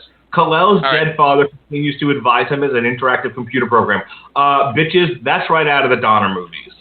Okay? Especially if you've ever seen the director's cut, there's a 10-minute Pink Floyd sequence where Marlon Brando is talking to Kal-El from the grave and instructing him in science. Seriously, watch it. If you're into doing drugs, smoke pot when you do, because it's trippy as shit. But yeah, both Lara and Jor-El speak to him from the grave the exact same way. They're not guiding him around a ship or anything. It's stationary, but the exact same freaking thing happens. So there. Yeah, not valid. If you're not going to complain about it in the Donner movies, you can't complain about it here. Someone worked really hard on Krypton history slideshow that Kal-El takes for granted. All right. After a lecture about sacrifice, Kal-El drifts away from his cyber father. And now we're repeating where I don't like Christian iconography in my movie. Clark Kent reveals his secret identity to a clergyman against a backdrop of stained glass. Here we go again. Clark Kent willingly reveals his secret identity to Lois Lane. Untrue. Yes. Well, not only, but here's the thing. In the Donner movies, Clark instantly falls in love with Lois, too. He's barely laid eyes on this woman who hasn't paid a single moment of attention to him because she's too busy trying to figure out how to spell words, and he instantly falls in love with her. Clark Kent in Superman the movie spends 90% of his time as Clark Kent sniffing Lois's butt. It's almost irritating. It is. Also, for those of you who weren't paying attention to the actual movie, Lois goes through and discovers who he is on her own. He does not inform her. She, does actual reporting and investigative journalism. The Army's press liaison hates the Daily Planet but respects Lois because she was embedded. Oh, that makes sense. Oh, wait a minute. Why in the world would he have two different points of view? It's almost like he's a human being. Lois Lane does not use a pen, laptop, or voice recorder, but takes her own photos. Relatively fair. I thought she had a laptop, but if we're done measuring Dick's kernel, show me the anomalous object. Okay? Why? That's a line that I don't understand got the criticism that it did. This is another instance of I don't like Lois Lane being anything other than she was in the movies that I knew from my childhood and have rose-colored glasses for. Lois Lane has some balls. But Lois Lane had balls in the Donner movie. She just didn't curse because they just didn't curse in those movies. Yeah, no, in this instance, no, that is exactly what that character would do under those circumstances. It's, again, not a valid criticism other than, you're offending my childhood. 39. What if I have to tinkle? I'm a Pulitzer Prize-winning reporter. 2 weeks leave without pay. Make that 3. Okay, some of the dialogue, especially between her and Perry, is not the greatest stuff ever committed to film. Perry White wears an earring but dresses like a stockbroker. Oh, shut up. Not valid. The sleazy tabloid reporter who breaks the story is called Woodburn. When Lois Lane boards a spaceship, she doesn't act like it's a mind-blowing big deal. She was also in the hands of the enemy and probably trying not to lose her cool. By the way, wasn't she also an embedded reporter? These people are not prone to freakouts. Yeah. The spaceships are bulbous and ugly. All right. The space uniforms are quilted and ugly with superfluous spiky epaulets. I will disagree with that. Spikes on military armor, to the degree that they exist on in these armors, serve a very functional purpose of preventing the enemy from being able to grab you if they get in close. You are just whiny because you like things smooth and shiny. Delivered helmets on Zod soldiers turn transparent for no good reason. In his global broadcast hack, Zod speaks the languages of important movie markets. Oh, it's almost like he broadcast that message to the entire planet and wanted it to be able to be heard and understood by everyone in every corner of the planet. If you want to whine that, well, they specifically go through the major markets because they're trying to pander, then fine, it's a tad pandering. It's still not a valid complaint. Zod's message does not provide contact info for Earthlings to report their local weirdos. No, almost like he has, faith that we're an organized society to one degree or another at that point. Yeah, I guess we'll figure it out, right? They'll just tie up Kal-El, leave him in a chair with a sign that says, for Zod. Zod demands to know from a Kansas window, where is the Codex? Yeah, We wait 2 hours for an appearance by mild-mannered reporter Clark Kent. No kidding. Journey? This is the journey. He does not become a reporter until the end of the freaking movie. Ugh. I want it to be like it was in my childhood. We wait 2 hours for anyone to crack a joke or a smile. Oh, that's not true at all. That is fundamentally that's untrue. I want it to be this way, and it's not. There's if you're complaining, well, hey, if you like Jimmy Olsen, go watch Supergirl. Call Black Jimmy Olsen for you. There's Jenny Olsen in this one. There's no clothes-changing scenes, but we get a gratuitous shirtless one. His shirt got burned off in a fire. No red shorts, no yellow belt, no yellow in the logo of it. Yellow in the logo is the color of urine. The X does not stand for Superman. Okay. Why would he call himself? I am whining about the costume changes because I want it to be like it was in my childhood. See previous statement about not a valid criticism. And, the S doesn't stand for Superman. No, it's almost like he was born an alien with a different culture that have different symbols that mean something different. Wow. Who cares how he shaves? How does he go to the bathroom? What? I'm sorry for anyone listening to this who's just like, why are they doing this? This is cracking me up. I think these are hilarious. Look, there's always been kind of a joke that people who do not have the interest in the character to actually find out the answer to this. There's the joke of how does Superman shave? Because he's supposed to be indestructible from head to toe, and that includes his hair, so how does he shave? Never mind, that's actually been explained in the past. I don't understand how does he go to the bathroom? Well, I imagine unless there's a massive anatomical difference that we're unaware of, rather similarly to you or me. If your complaint is, well, he's in a unitard, well, not like it's not like he's lacking the opening physiologically. I mean, sure, it's probably more of a pain to do if you have to get the whole suit off, but really, who cares? All right. There is no distinctive Metropolis landmark signs or storefronts. There are product placements everywhere, including the middle of Armageddon. Look, not for nothing, but this is how movies get made. Get over it. Okay? I don't know what to tell you. If you complain about that, and I'll go ahead and grant you, there are a couple of instances in this movie of, well, we got to make sure and get that in the background. There's a prominent... I'm going to stop you there. Any main street in America now has chain stores everywhere. I don't want to hear it. They're everywhere. I agree with you. You can't escape this anymore. This isn't 1977.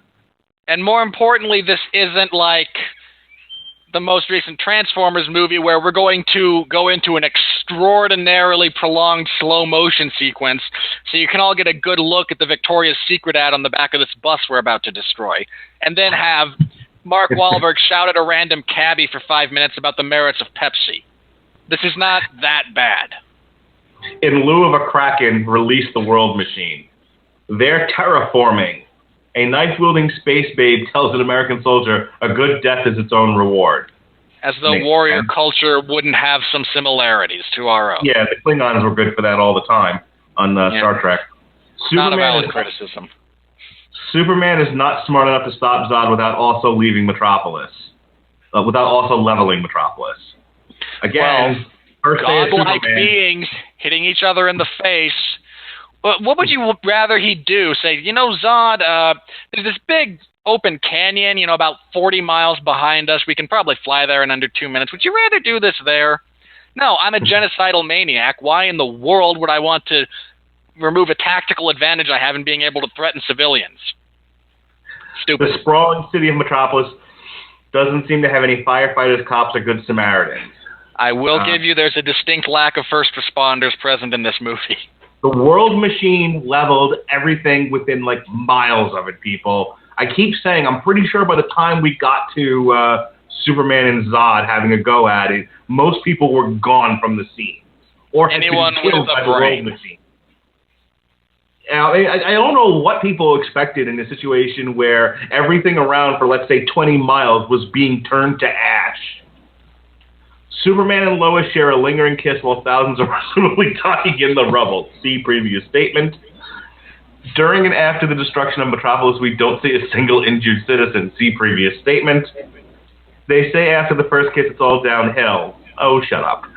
The 3D is lousy. Not the greatest bit of written dialogue ever committed to film, but not the worst by a long stretch. The 3D is lousy. The music is bombastic. True. There is no romantic. I will give you bad 3D. It's Superman. Why are you complaining about? You're going to complain about bombastic music in a Superman movie? Come on. There's no romantic chemistry between Lois Lane and Superman. That's debatable. Debatable, but I will also accept that. I will also refute it on a couple of points, but. Amy Adams, Michael Shannon, Diane Lane, and Kevin Costner got dragged into this mess. Oh, Kevin Costner's made so many worse movies. Waterworld. Really?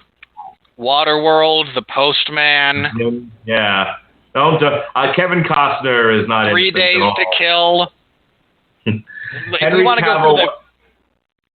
Cavill wasn't cast for his acting skills, so that's just mean. Well, and finally, he was, because he does a good job with believable emotion. Granted, it's more in the extremes and the subtleties, but that's what we're asked for in this movie. And you know what? And I don't really care. Fine, the guy goes without a shirt for a brief period of time. So what? 75.